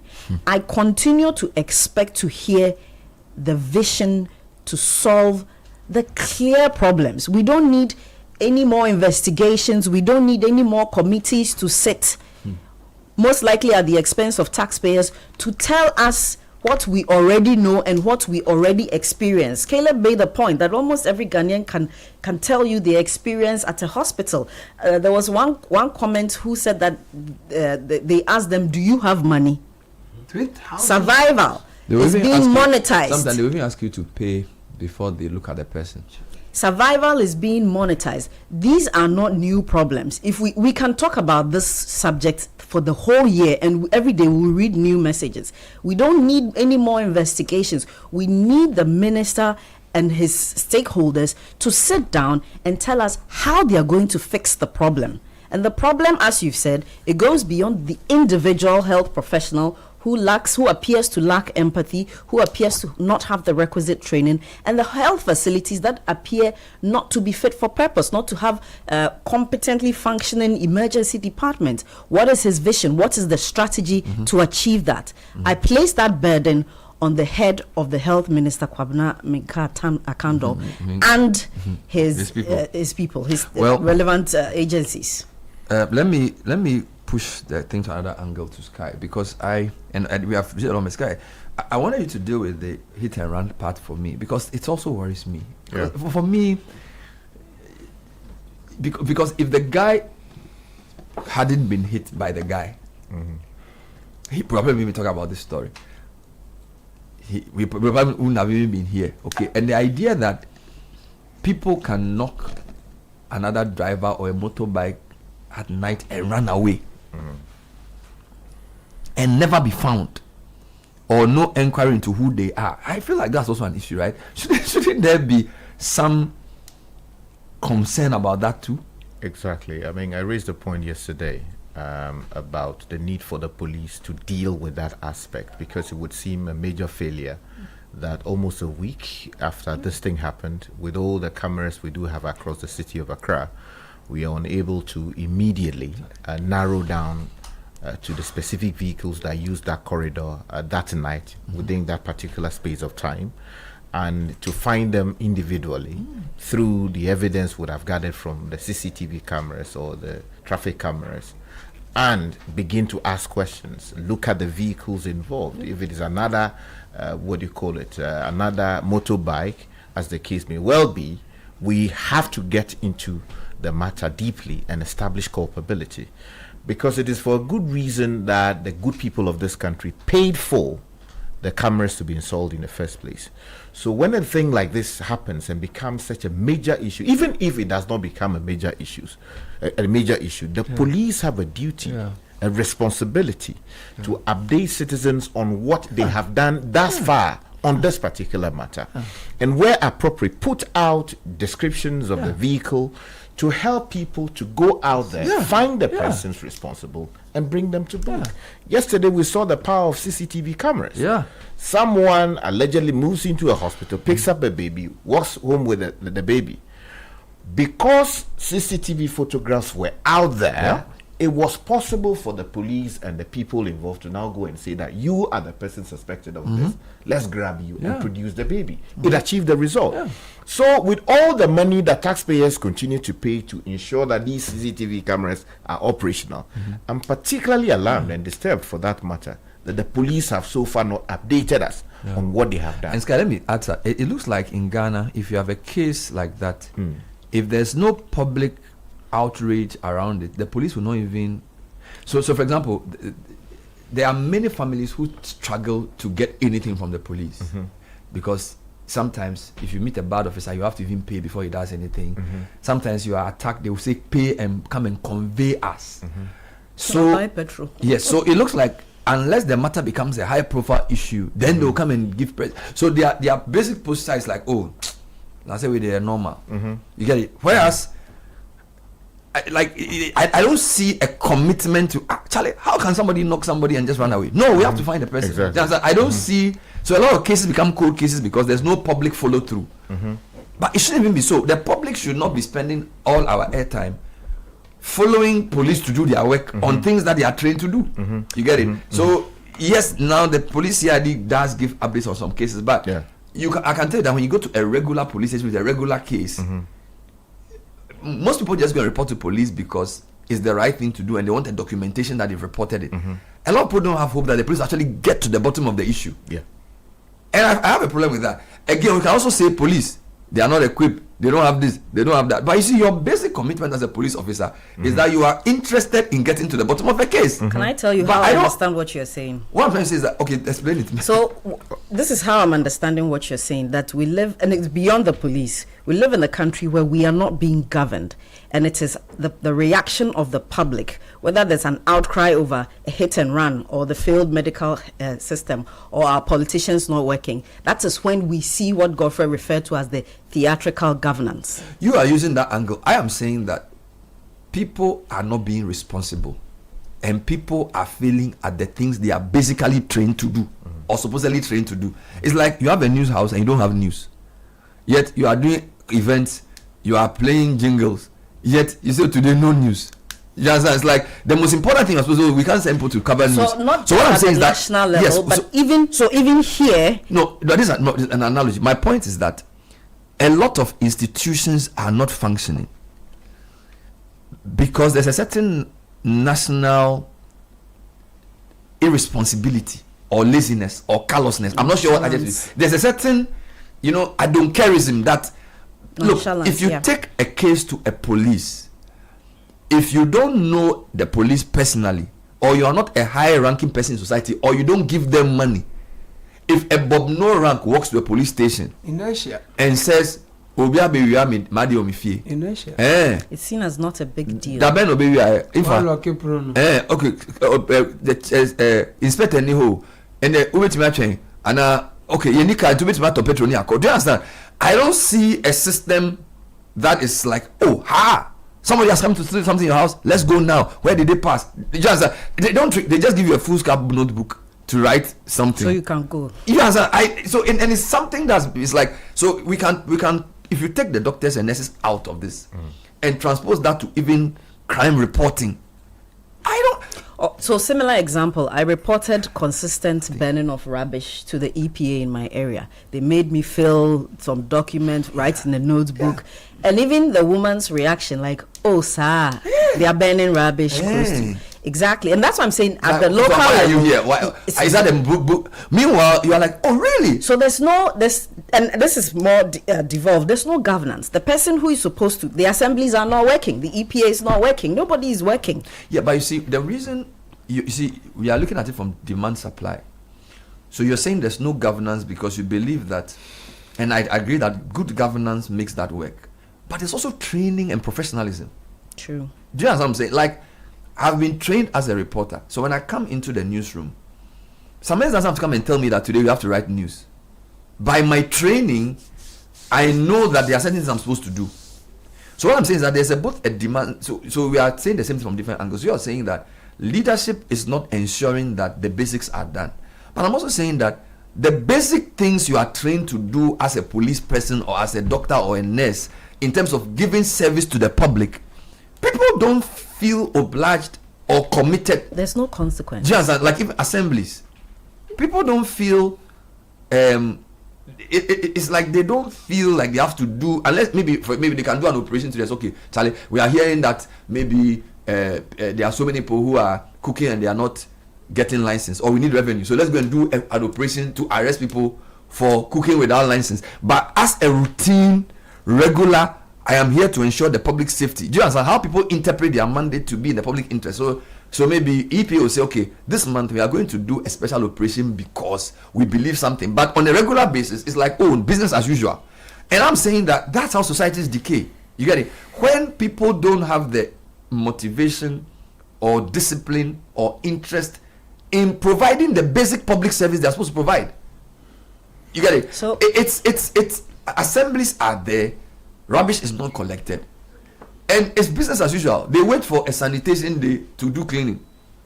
You know, I can transpose this across. Yes. So what I'm describing is a societal failure, which is both behavioral and institutional. Bernard. Okay, I want to ask you a question. No, let's go. Okay, so I was on the floor much earlier. And I want to get back to the question you asked. That's not to disregard where you took the conversation. The issue of the responsibility of the driver. Look, if you look at the Road Traffic Act of Ghana, 2004, as amended, you look at section 124. There's a duty of a driver to stop, report accident, and give information or documents. And with your permission, let me just read some of the relevant provisions. Section 124, subsection 1 says, this section applies in a case where owing to the presence of a motor vehicle on a road, an accident occurs by which A, personal injury is caused to a person other than the driver of that motor vehicle, or B, damage is caused to a motor vehicle other than the motor vehicle or a trailer drawn by that motor vehicle, or, and then it continues, to domestic animal or other than a bird and an animal in the game reserve in or on the motor vehicle or a trailer drawn by that vehicle, or 3, to any other property constructed on, fixed to, growing in, or otherwise forming part of the land on which the road in question is situated, or land adjacent to such land.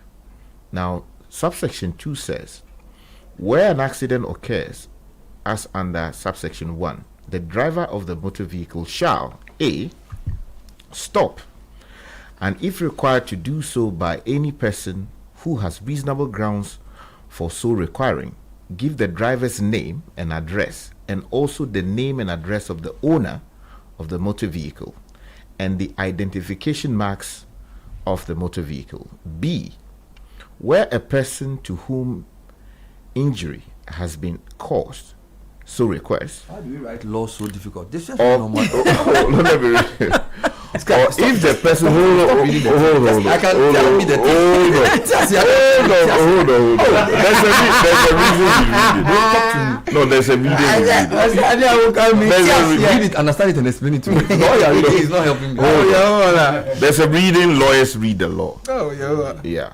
Or if the person is unconscious, My Lord, or if the injury caused to that person appears to endanger life, attend to the injured person, to procure for the person's medical attention, and to procure, where necessary, the person's removal to a hospital.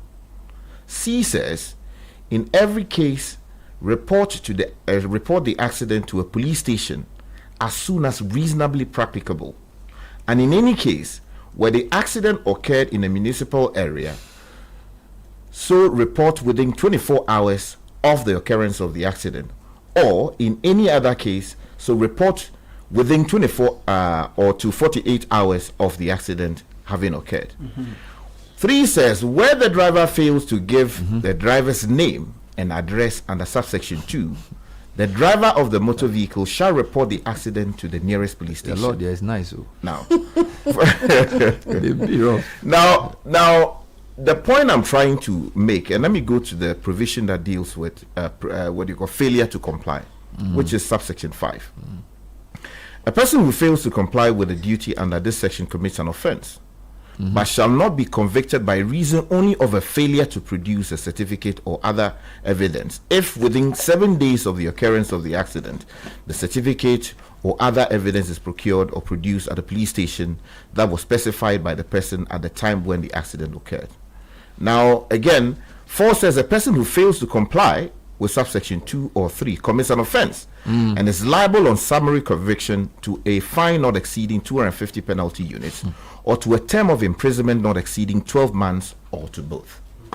Now, but did they say what happens if his knockdown results in a person's death? So this is even his basic responsibility is failing. Exactly. We haven't even come to the fact that he may have either negligently caused the death of a person. So that means that is even worse. Those are, aggravating circumstances and all of that. So the point I'm trying to make by reading the provision, difficult as you say it is to make it clear to a driver behind a wheel that there is a requirement produced by the law and imposed on you, that at any given time where you are involved in a crash of any kind, if you hit anything, whether it's a human being or a goat, you are required to stop and provide the necessary information and assistance where necessary, so that steps can be taken to protect human life. Where you fail to do that, the law says that you must be found and dealt with. So the question we should ask ourselves, in what state of mind was the person who allegedly knocked down this gentleman? Were there people around? And if he saw that he had hit a human being or something, did it occur to him that, the neighbor principle required him to at least attend to the human being that he had knocked? He just ran away. And I made a point yesterday that garages in this country also have a responsibility. I agree with you. The owner of the vehicle, if the driver was not the owner, had a responsibility to ask questions. You took this vehicle out in this condition. What is wrong? You have come back with the fender mangled or blood stains all over it. What happened? What happened to it? You are asking that, there's somebody scratched me and blah blah. Have you gone to the police to find out whether the thing the guy is telling you is accurate? And you, the guy who is attending to the vehicle in the garage, did you ask questions about, where is the police extract describing exactly what happened to this vehicle? Beautiful. Before I will begin working on the vehicle. And where the person fails to give you reasonable excuse as to what exactly happened to the vehicle, did you call the Tesano police, for instance? You see the number of failures. I described about 7. He's adding about 8. Yes. So what we are saying is the same thing. That you see exactly. Even for the car knocking aspect, if we had a system where garages had even the presence of mind, or they were enjoined to by law, and that law was being enforced, to your point. Because I was going to say he's read the law. That how does a person who so imagine if you knock a person in the US at 10:30 p.m. Can you say you are running away? No, you'll find. Now, even if you say you run away, where will you send the car? Because even if you don't report it and you say you want to fix it, a garage person, based on the way that system works, will say, bro, where did you bring this car from? Where's the so we see, don't forget the preamble. Societies fail because a lot of people do little wrong things repeatedly. So you notice that if we're in a big court, we are almost 10 people in court. Driver, his mate, the passengers, the onlookers, the garage who possibly has fixed the car and the car is back on the road without any consequence. The police people who have set up cameras who we don't know what they've done. Then we are now looking at ambulance people. Then we are going to the 3 hospitals we are firing. So I'm still saying that something is broken in our society. Yes. And that thing, I feel we can fix it in 2 ways. You are coming from the governance perspective that I want we to need a learn better. before you talk about fixing it, because we want to. Well, quickly, the questions Sky raised comes back to what you were trying to do to do like a sociological diagnosis of our problem as a society. Correct. And 2 things: reward, and punishment. In my opinion, and this is my humble opinion, they appear to be missing.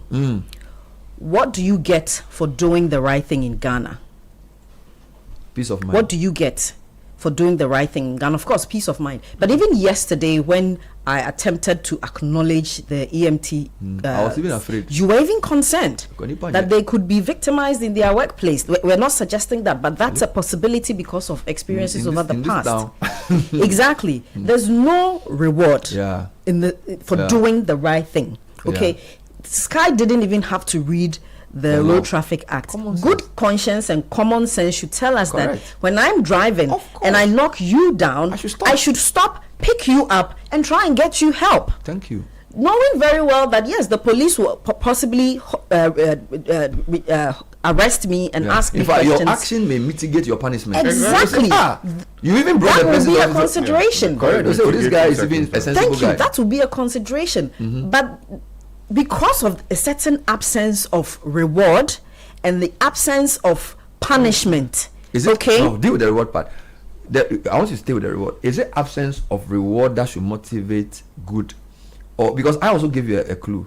If you are a well-trained person, good sense and conscience. Because you see, Kakra, when you knock somebody and you pick the person up, you are not doing it because you'll be rewarded. There's something between your ears that tells you that based on your training at Holy Child and all the schools your parents took you to, this is the right thing to do, so you can sleep in peace. So the biggest reward is what I'm saying is that there's also that. So you've answered my question for me. That's in itself your peace of mind, knowing that you did the right thing, and it is in itself a reward. Altruism can be in and of itself intrinsic. Do you get what I mean? So that deals with the reward part, and then there's a lack of punishment. Yes. There's no consequence. Somebody can burn rubbish, and when you go and report, the person knows that you go and report and nothing will happen. We litter on our roads. We pour concrete into gutters and set up structures on them. There is no consequence, and these two, once again, I will lay them at the doorstep of our political class. I asked you a question last week, and I don't think you people answered it. When I said that, you didn't let me land. No, stay. I'm with you. Stay. Do you think? You see, the reason I'm very hesitant to look at political leaders is that Sky said something a few days ago about political leaders and the way they themselves are. Do you think political leaders even construe their leadership to even include shaping good moral behavior or shaping good behavior? In fact, I was getting there. Because if you see, we are putting a lot of expectation. I think it's misplaced hope, because I feel like some societies, because of their history, the way, for example, China, there's always, or let me make it Alexander the Great and Socrates. There's always a philosophical underpinning around a political leader's behavior. So Alexander the Great became what he was because of how he was trained.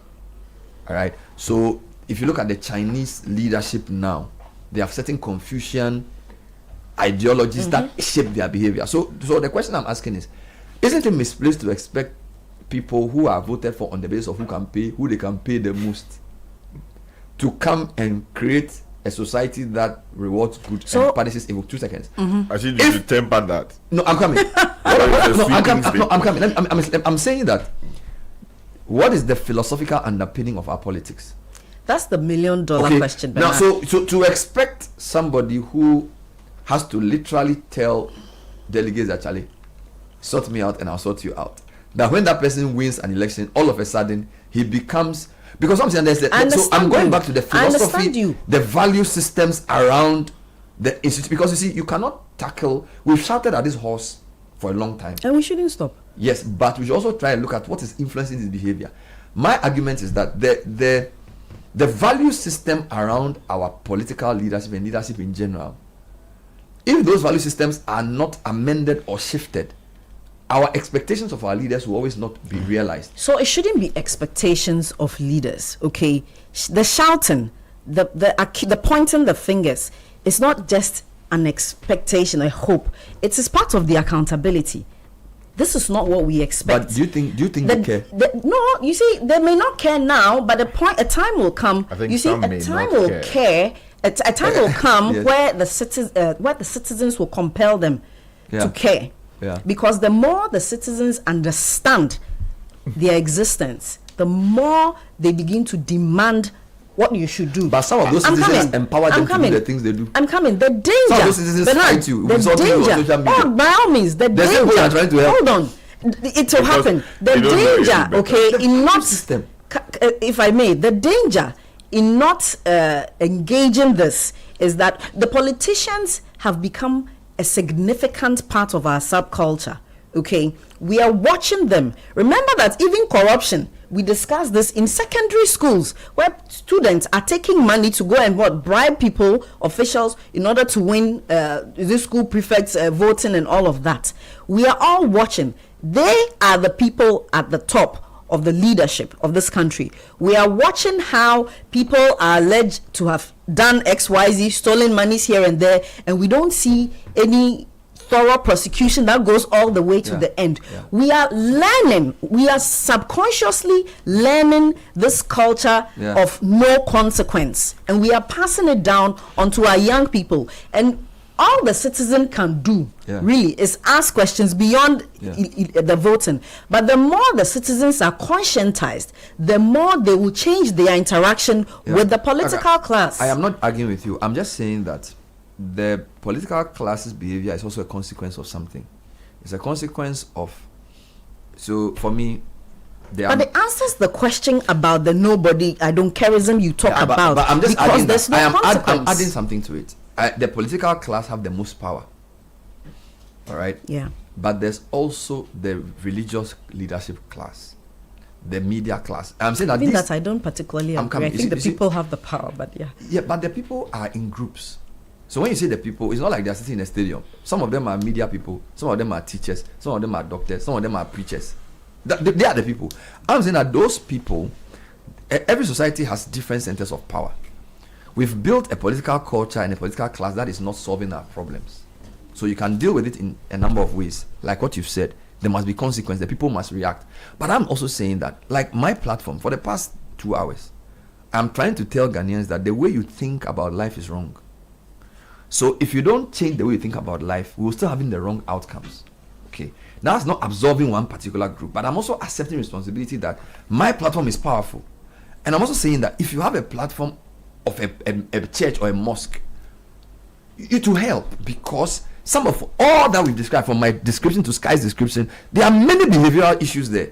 So the teachers have a role to play. The way they teach everybody kids, has a role. So I'm saying, so in forming society, of course, we deal with the immediate issues of political leaders, consequence, carrot. But we must also deal with the long-term structural. I'm not arguing with you. No. I'm just saying you misunderstand me. Maybe I've not communicated it clearly. It's not about even the short term. The culture, you see, it's a dangerous culture the political class is setting.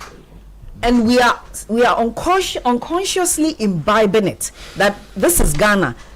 You don't get anything for doing what is right. You may even be insulted, and you don't get any sanction or punishment for doing what is wrong. I guess, you see, I understand that we are all the time angry at how political leadership, or some in political leadership, execute their respective mandates.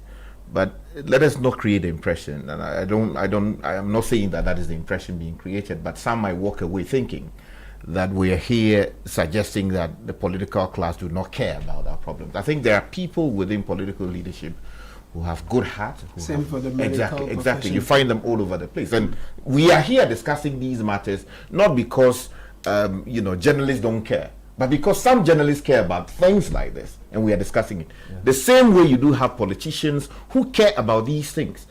They may not be in the majority. Maybe there's some evidence to that effect. But there are people who have gone into politics with their hearts very much committed to changing the spaces they find themselves in. And I think that it would be fair to extend some recognition. I think same must be said for the doctors. So it would be fair to extend that recognition. I agree. But Sky, I don't think that we need our political class, our politicians, our governors to care. We need them to execute. We need them to deliver so that our problems are solved. It's all good if they have intentions to solve the problems and they genuinely care about it. It's all good. But your conduct also communicates to us. Mm-hmm. So irrespective of your intentions, we are watching your conduct to make decisions about what you do for us and what you mean to us. Right. Good morning, brother and team. We are not serious in this country, Ghana. The more I listen to this story about the young man who lost his life, the more angry I feel. Bernard, I lost my mother in a very similar way at 37 Hospital. There was no bed. She was attended to on a bench. Mind you, she was in pains from a ruptured appendix. Doctor asked me to go to the lab to collect blood sample containers with my bare hands, which I did. After several hours, she gets a bed. The nurse in charge had to insert a cannula. She stopped midway and said, "Hey, media my bro, me who vein no crack or doctor no ho." So wait, I'm tired. I can't find her veins. Go and look for your doctor looking after her. I was the one she was sending. Look, I'm still grieving the loss of my mother, and I better leave this matter before my BP rises again. Abby Telford, UK. The indifference and nonchalance displayed by many medical professionals today is staggering. While systemic challenges exist, they do not excuse a disregard for patient welfare. It's a fundamental lack of empathy. A doctor friend said that she has to resort to strict disciplinary measures and financial penalties just to ensure her staff treats patients with basic human dignity. We often blame the system, but we cannot ignore the callousness of the individuals within it. It is heartbreaking and disgraceful a reality. Fifi Tamaklo said that. Bernard, thank you for holding the torch on the carelessness of the hospitals that led to the death of Charles Amisa. If we don't keep up the pressure on our leaders, they won't act. As for the police service, the least said about them, the better. Jersey from Sacramento. Bernard, the baby thief or theft at the polyclinic is an institutionalized practice. It's been going on for years, but it's just this one that has broken the back of the camel. These professionals involved must be stripped of their certificates, licenses withdrawn, and dealt with according to law. It's difficult for this to happen to a family. Paul sent that from Bachelor.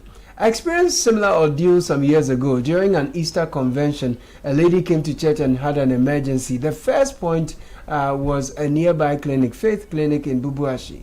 They received and attended to her. They transferred us to Kolebu. We got to Kolebu emergency and they told us, no bed. When there was a patient who was just taking drip, Bernard, I got angry, went in to carry the patient into the emergency. The patient got up on his own, took his drip and sat on a nearby bench before they gave that bed to our patient. They lackadaisically responded only for them to tell us the lady had passed on. We later got to know that the lady herself was a nurse. Take a short break. We'll be back with more. This is the City Breakfast Show, the city's biggest conversation. Kuma has always dreamt of commanding his own military forces. Attention! Eyes right, stand at ease. Because that dream is still a vision in progress, He spends his time commanding his money with the EcoBank mobile app. Operation Supplier Payment. Dispatch 1,000 units of currency from Accra to Benin. Move! Move!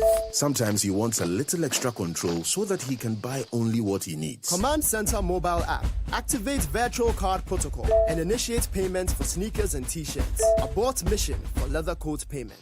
Even when the general is fast asleep, his standing order marches out to sort his bills. With the EcoBank mobile app, you can command your money to make safe transactions in Ghana and across 33 African countries. Download the EcoBank mobile app on the Play or App Store today. By the left, about turn. EcoBank, the Pan-African Bank. EcoBank will never call or send an SMS asking for your PIN, OTP, bank card, or Ghana card details.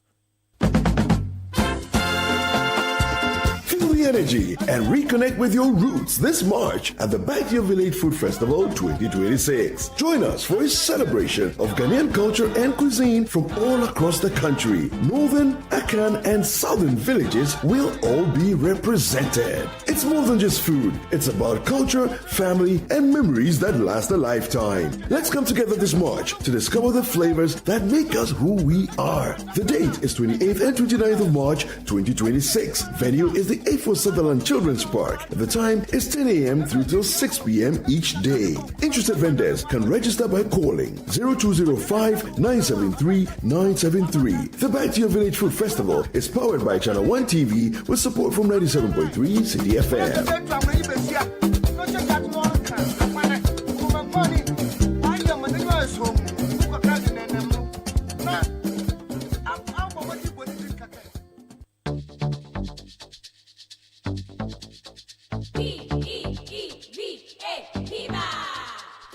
Looking for a burst of flavor in every sip?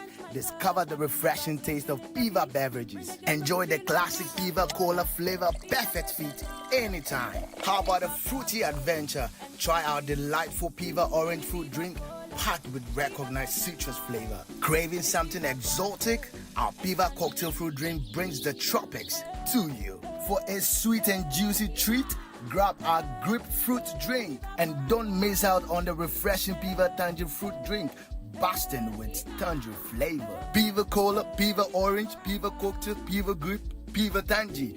Grab yours today. Available now at your local store. Call us on 055-00-322-31. Piva, a taste you'd love. This advert is FDA approved. P for Piva.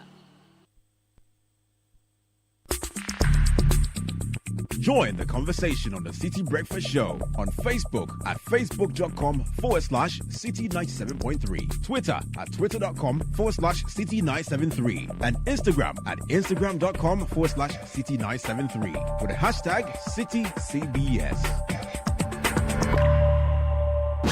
The City Breakfast Show. Rise above the noise.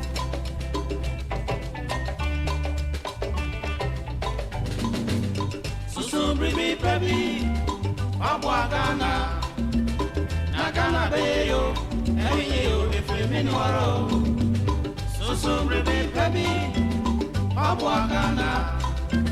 Nagana Bayo, Ayo, if we meanwhile.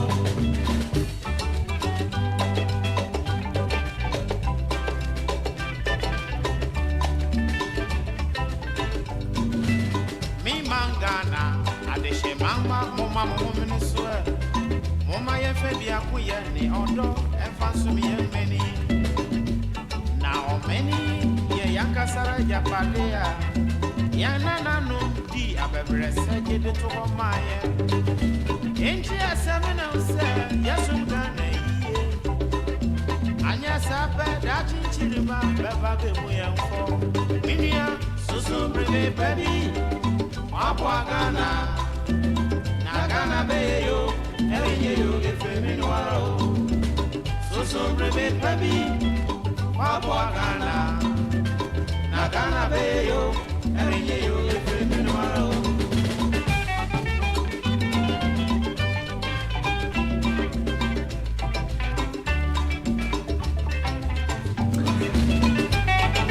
After 9, 97.3 City FM, the City Breakfast Show.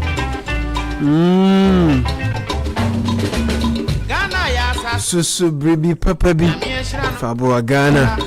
Mind you, any you, if you meanwhile, and if you are looking for motor insurance that goes the extra mile, Hollard Insurance has something special for you this 2026. You wouldn't want to miss out. Insure your car with Hollard and enjoy extra rewards. New customers get to drive away with free fuel vouchers when they sign up.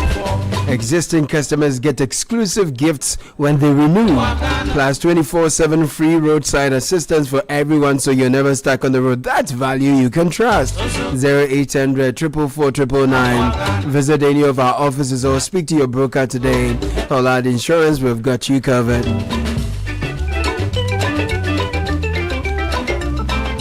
It's going to be an extraordinary experience this Saturday, February 21, 2026. It's the 10th edition of the Omni Basic Bank Health Walk. Join us this Saturday, February 21, 2026 at 5:30 a.m. at the University of Ghana Stadium. I'll tell you more about it because I have two amazing people who have walked into the studio with details of this. I know if they are siblings, they look alike more. I'll get to speak to them shortly. But listen, if you want to travel to watch the World Cup at America, Canada, Mexico, Latina Travels is taking Team Ghana there. So join Latina's 2-in-1 experience. We are uniting the world with football and global business all in one unforgettable journey. Your visa is sorted. Official tickets are done. Return charter flights, hotel accommodation, travel insurance, you name it, and we've got it. This is not just a trip, it's history in motion, football, it's opportunity. Latina Travels 0244 260-789. Find us at Alisa Hotel Northridge. Secure your spot on this once-in-a-lifetime journey. Latina Travels is your gateway to the 2026 Global Football Festival. Let me tell you about Piva Beverages. If you are looking for a best of flavor in every sip, please discover the refreshing taste of Piva Beverages. We have Piva Cola, Piva Orange, Piva Cocktail, Piva Grape, and Piva Tangy. Grab yours today, available now at a local store near you. 0550-032-231. Piva Beverages, a taste you will love.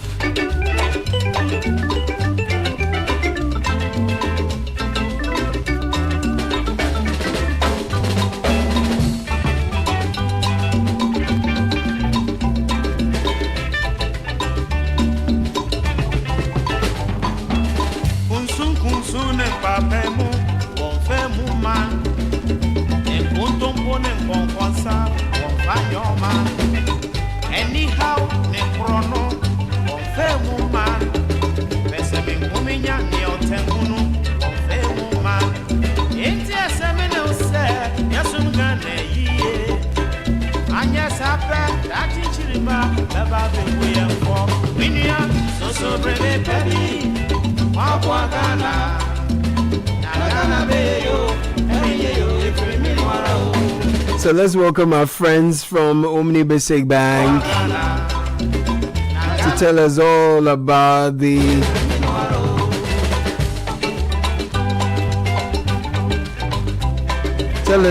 health walk that's coming up this weekend.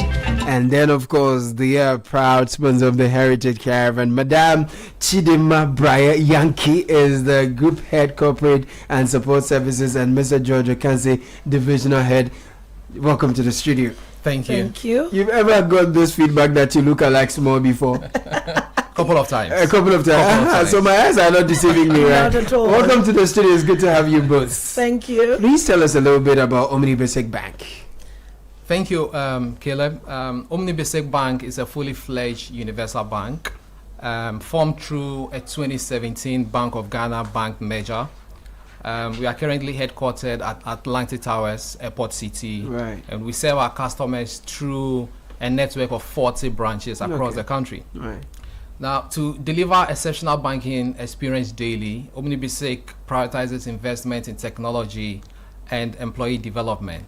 As a bank, we also combine corporate governance, digital innovation, and customer-focused approach in dealing with all stakeholders.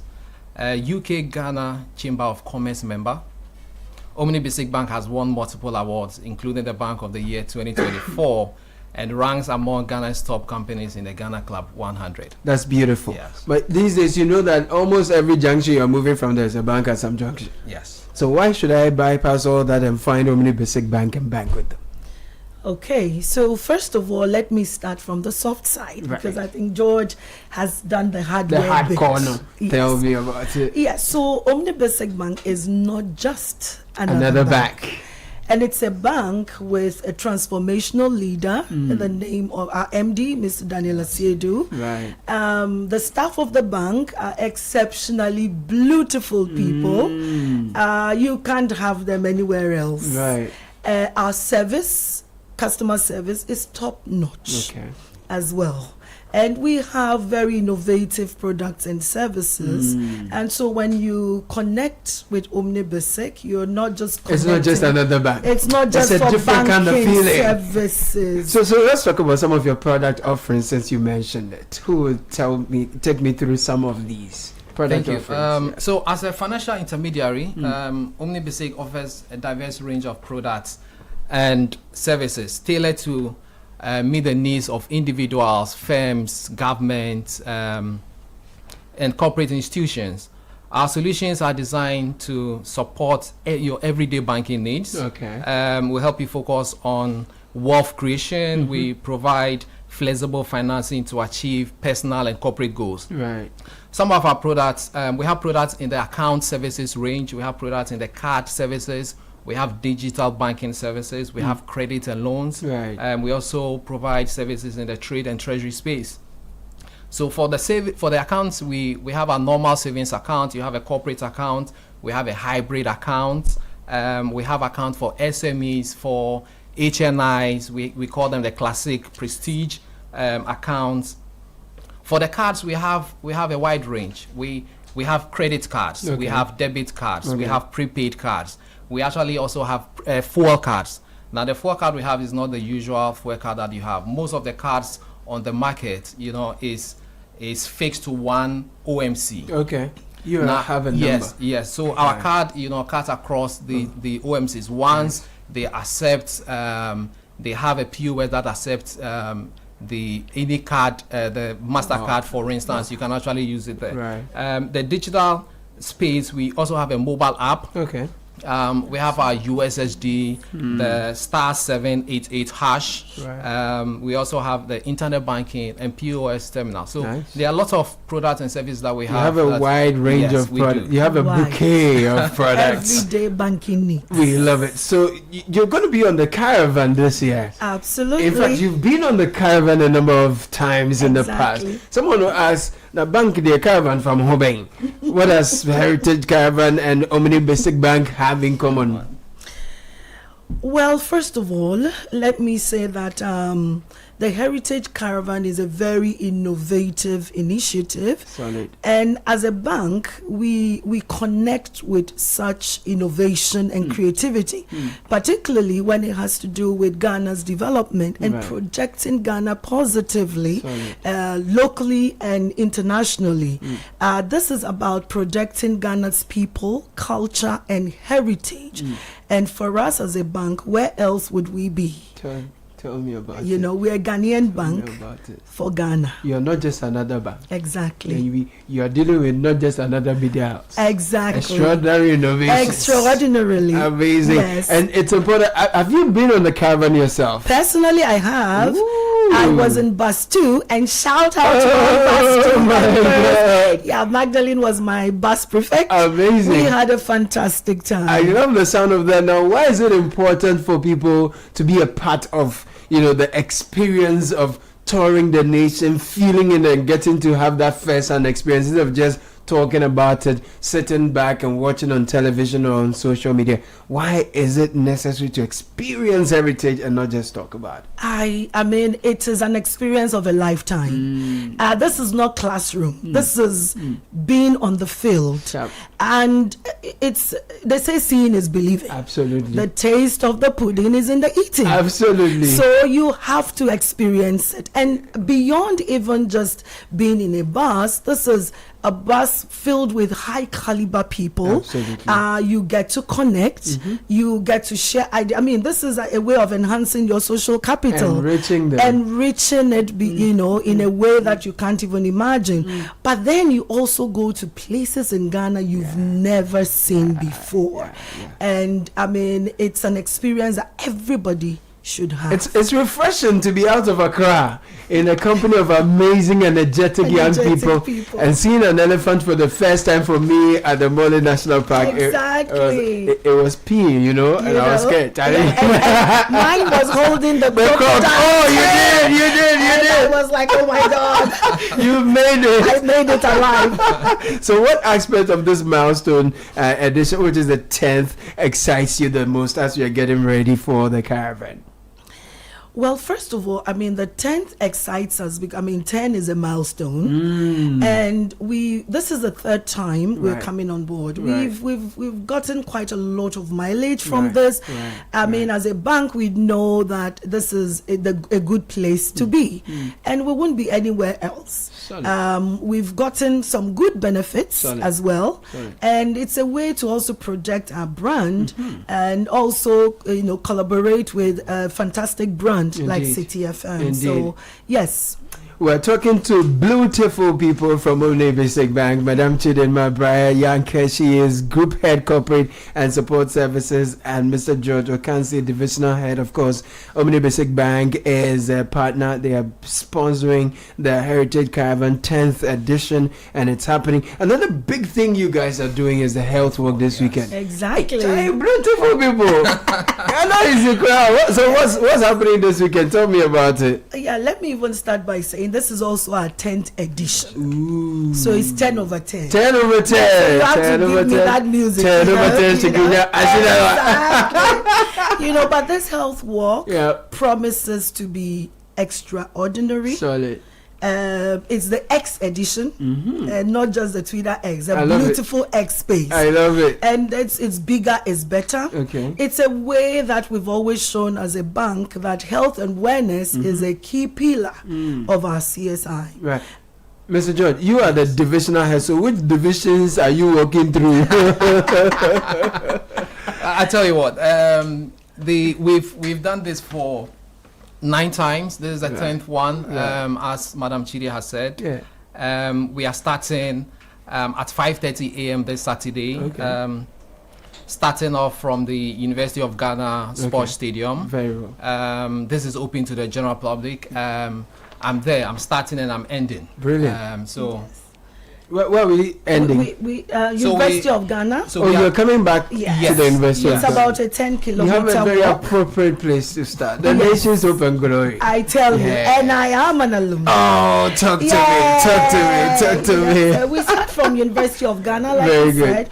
We'll walk up to University of Ghana Business School, UPSA, hit East Legon, come back to Baleshi Traffic Light, and then we'll come back to University of Ghana. There'll It's be about 10 fufu and kilometers. kenkede. Everything you can think of. It's very important. Healthy, of course. We like it. We like it. What should we look forward to in this 10th edition of Health Walk with you?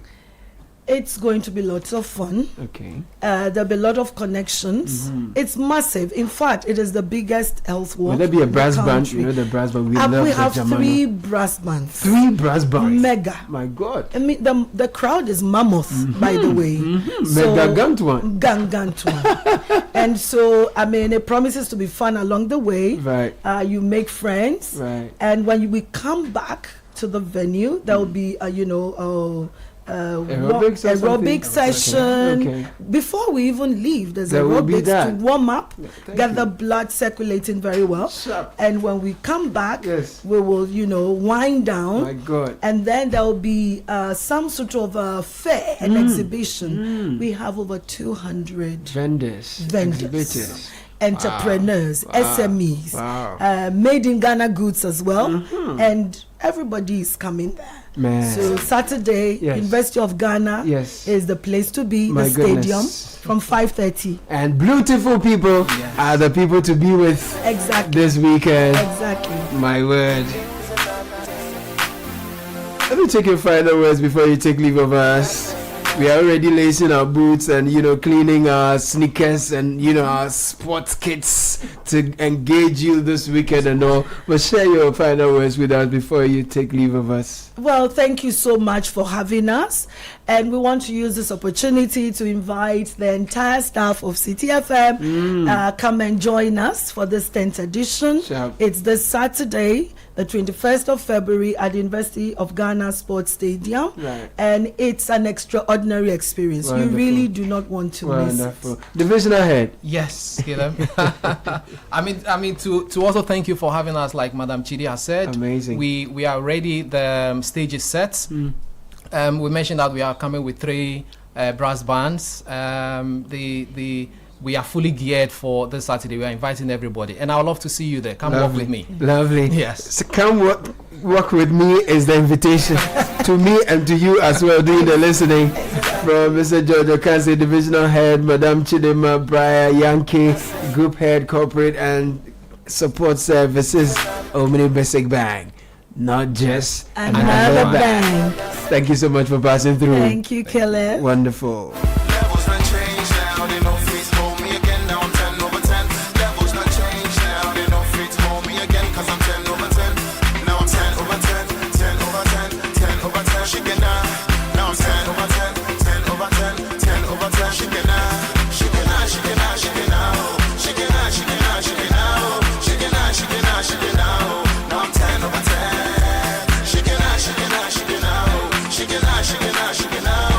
No, Baker, you do all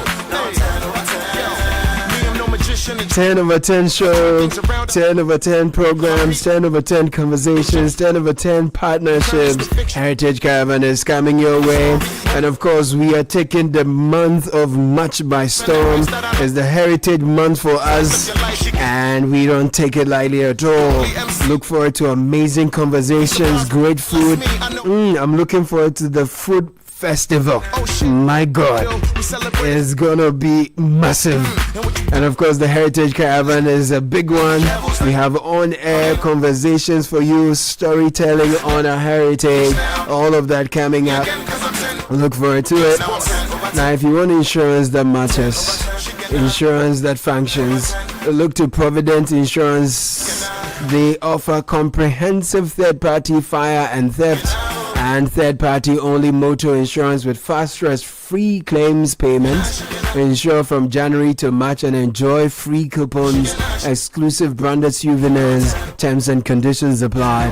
Visit any Provident Insurance's 16 branches nationwide, agency outlets or licensed brokers. 050-937-4928 for inquiries. ProvidentGA.com. Visit that website for more information. Remember, Ghana card is required for individuals, 10 for corporate clients. For all motor insurance transactions in line with NIC directives, with Provident, man, you are covered. 10 over 10.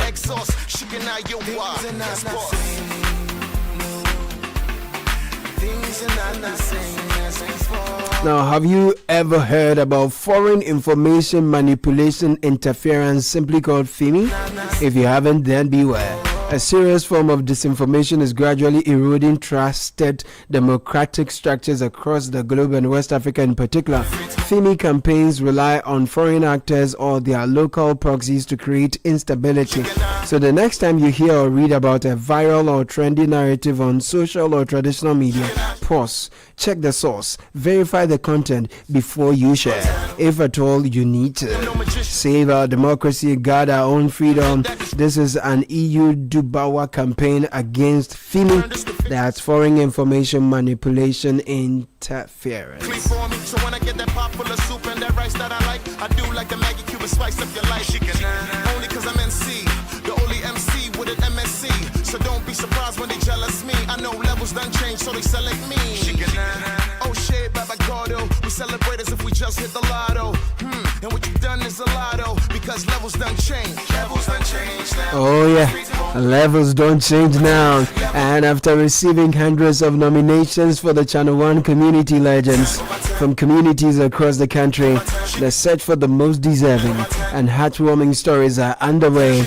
Every entry is being carefully reviewed as we identify stories that truly inspire and create impact. Get ready for the exciting reveal and grand celebration of the 10 Channel 1 Community Legends only on Channel 1 TV and Citi FM. 10 over 10 and the money they extend and they cannot comprehend how I managed to ascend. And you know I know go send plenty people go pretend as if say they're really friends, but I do not recommend. Cause I know their agenda. Turn the sender, clear from my fender. No time to render, check my calendar. January, February to December. There's no space, I'm too blown to the BS. YES, PS, Joe, Motilo, Emi won't. Because levels don't gather up gone. They can't form when they disform. I'm still tighter than the weave that their girlfriend fixed on. You know my P, I don't think it'll ever exhaust. She can not yo why. Things are not the same as before. No, things are not the same. No, things are not the same as before.